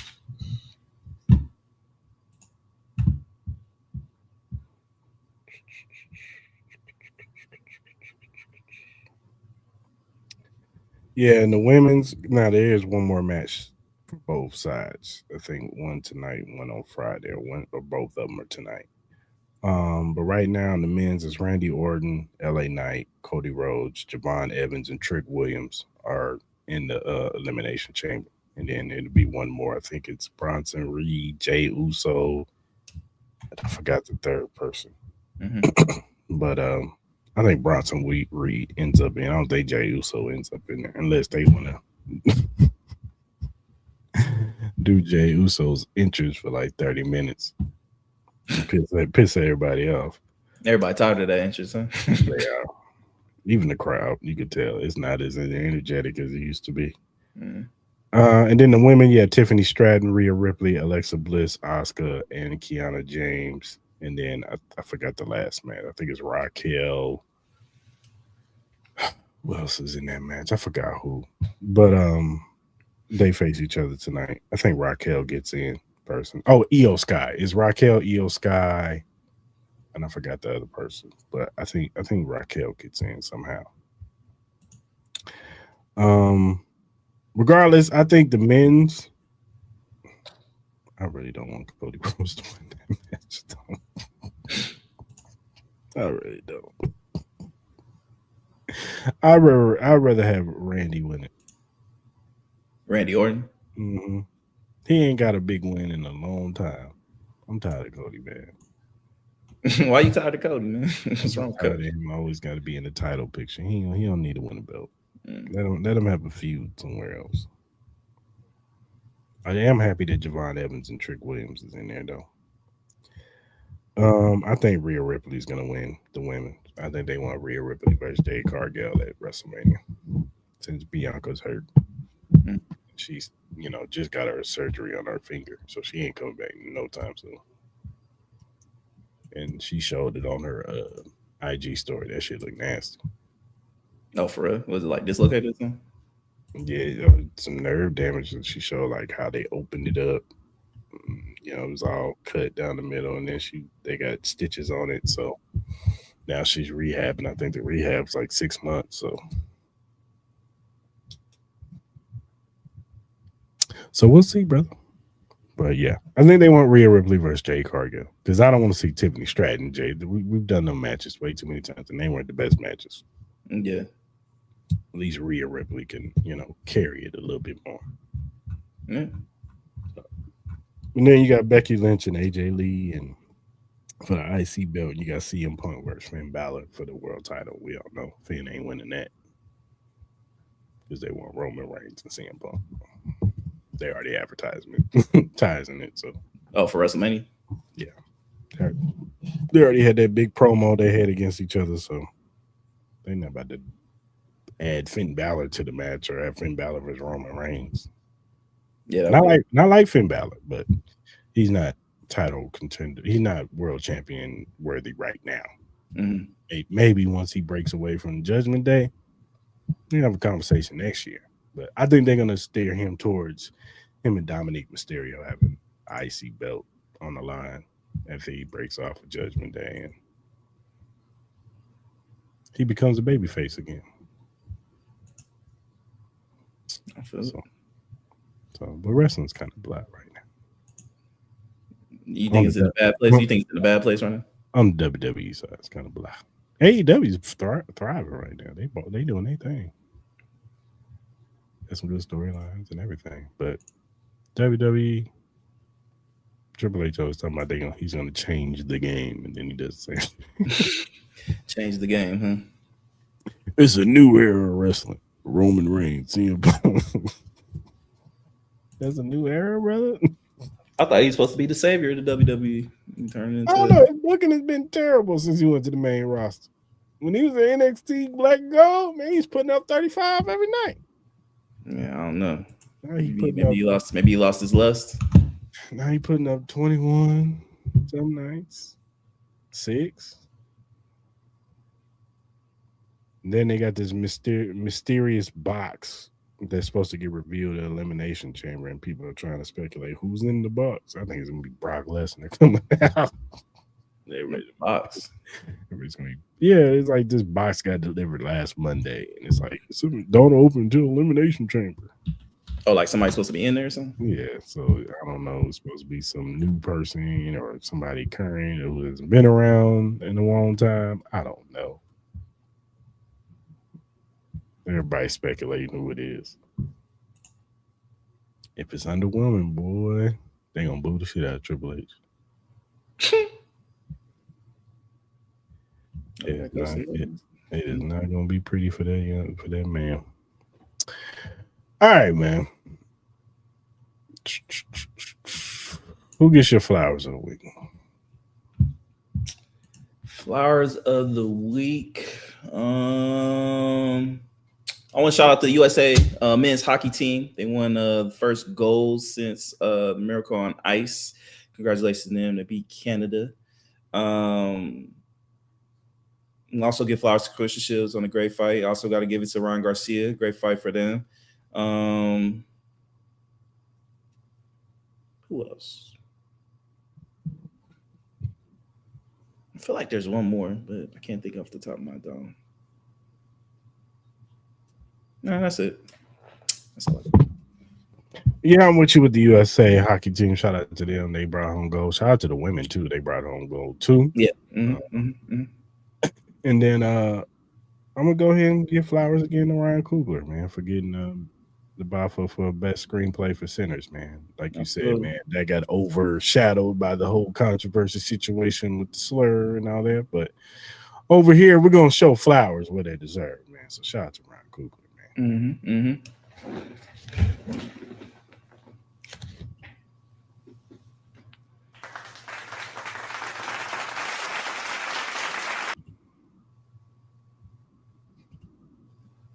time, man. Who gets your hell no? Hell nah. Uh, Damn, could be so many people. Um, Oh, everything that's going on in Mexico, that was crazy. I get it, hell nah. You know what I mean? They starting a war out there. Surprise out to everybody over there. I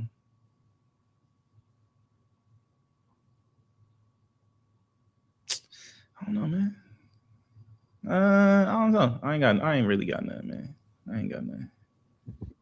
I'm with you. I ain't got nothing either. I honestly like. You could give it to a lot of people, but I'm gonna keep it light today. Matter of fact, hell no goes to the damn convention that's in town. What convention? Oh yeah, the banker convention. Oh man. Well, what happened? What happened yesterday? I was by myself yesterday in High Limit. Man, they came in like 2:00, like packed wolves, man. Busy, savages. Drinks every 2 seconds. Ready to go, huh?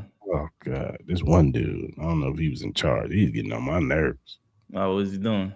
He's on beers every Tuesday. Let me get 6 quarts, Lloyd. Let me get 20. Shut up, man. How do y'all handle that in there? The girls get annoyed about that? Well, the girls weren't busy. They were slow. The lounge, it was the bar that was busy. I felt bad. Well, shout out to the bartender. I ain't gonna put her name out there like that, but I felt bad for her. Yeah, she had no help.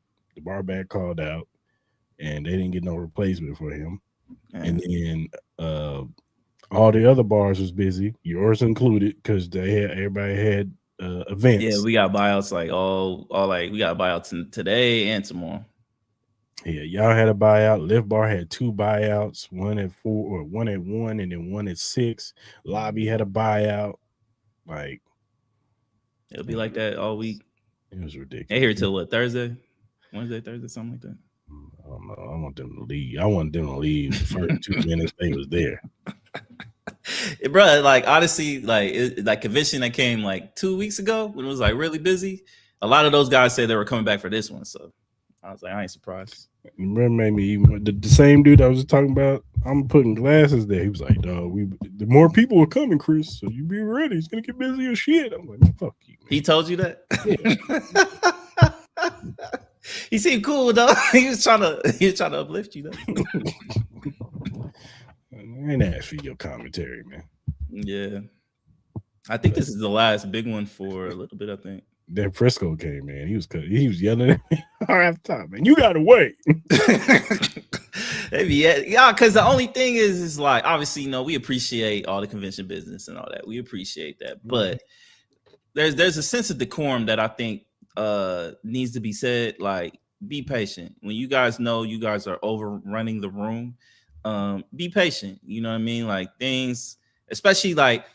When you just bring with no reservation in anywhere you go, you can't just go walking anywhere and expect to bring 100 plus people and expect that service is going to be top. It's just not going to work like that. Like, so the bartender has no help. You got to understand the room. You got to read the room. I think there should be some proper etiquette with that. Like at the end of the day, we always appreciate the business, but there's a lot of workers out there, man, that are overstressed. So you got to just be patient. Like you guys don't run Vegas, respectfully.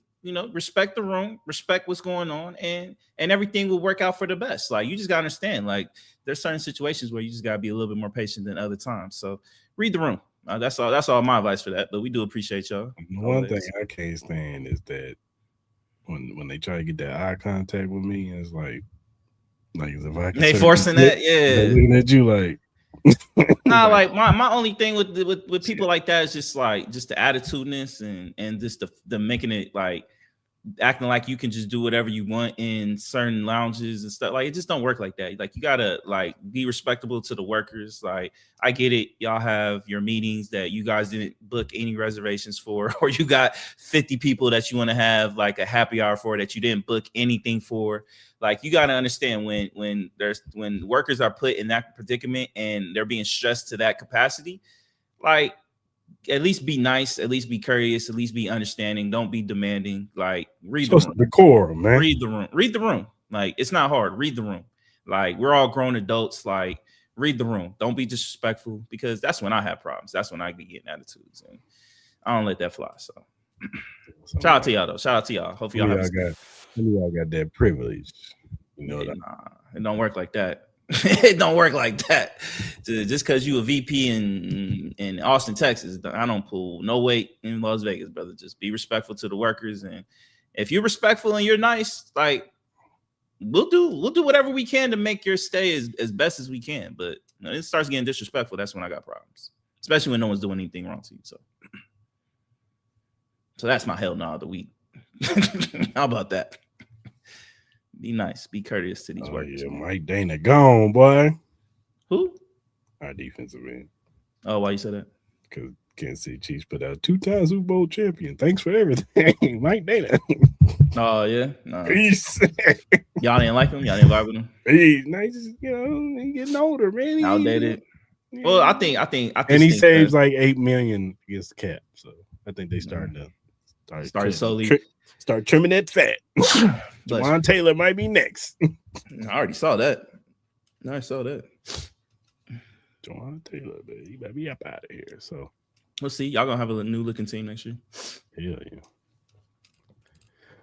All right. Yeah. Oh my God, bro. Oh hell no, man. What the fuck, man?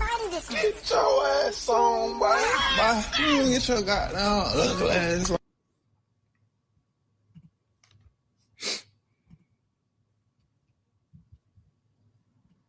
You see that trailer for that one movie called God Is?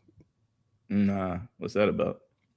It has a very like the director, you could tell they were a Tarantino fan.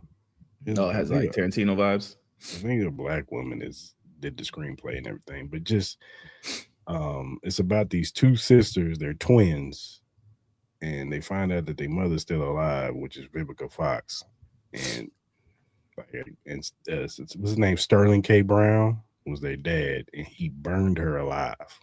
Mm-hmm. I guess one of the twins got burnt too, and so Vivica's like, you need to go take him out, go get him. And so they got to go like on this mission, and like the way that, you know how Tarantino can introduce somebody like the gun, and then it'd be like this person. That's how they kind of did it. Like the first person was like the healer, and it was Pam, or not Pam, yeah, Pam from Living Single, and then it was the lawyer, and then it was, whatever, and Janelle Monáe's in it too. So it looks pretty good.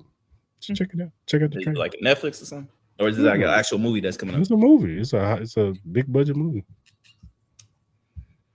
I'll check it out. If you look at the screen, you'll see the QR code for our WWE shop. Go ahead and scan that. Get all your latest and greatest superstar merch from CM Punk, Roman Reigns, LA Knight, Cody Rhodes, or Rhea Ripley, Io Sky, Asuka, all your great superstars. Go ahead and scan that code and get your merch now.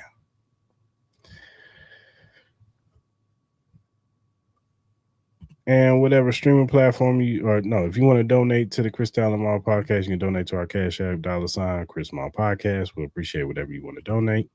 Whatever streaming platform you use to listen to your podcast, whether it be Spotify, Apple Podcasts, Amazon Music, iHeartRadio, whatever you use, we are available. First time watchers on YouTube, hit that subscribe button, that like button, that notification button.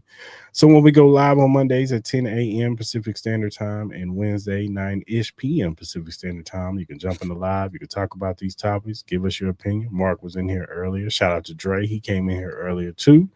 You can have a conversation with us in the comment section. So go ahead and subscribe to the channel. If you're listening on the playback, leave a comment on your opinion too. We want to hear from you. Agree with us or disagree with us. You know what I'm saying? Let us know how you feel. And whatever social media platform you use, whether it be X, Instagram, TikTok, Threads, Twitch, Facebook, wherever you use, we're available at Cris Lamar. Follow us, we'll follow you back. We're just some regular guys who like to talk sports, music, movies, and all kinds of various other things. If you have critiques or feedback, or if you have a question or a topic, and we like said question or topic, we will bring it up. We will shout you out because we want to show love to those who show love to us. So go ahead and hit us up via DM, emails, or our mentions. All right, good people. Until Wednesday, hope you guys have a good next few days. Be safe out there. enjoy sports and all whatever you enjoy, gaming, whatever you do, man. Have a great next 2 days, and we will be back to give you some more NBA topics, some NFL stuff. I'll get you guys prepped up for the Elimination Chamber and all that good stuff. And we'll see you on Wednesday. We are out.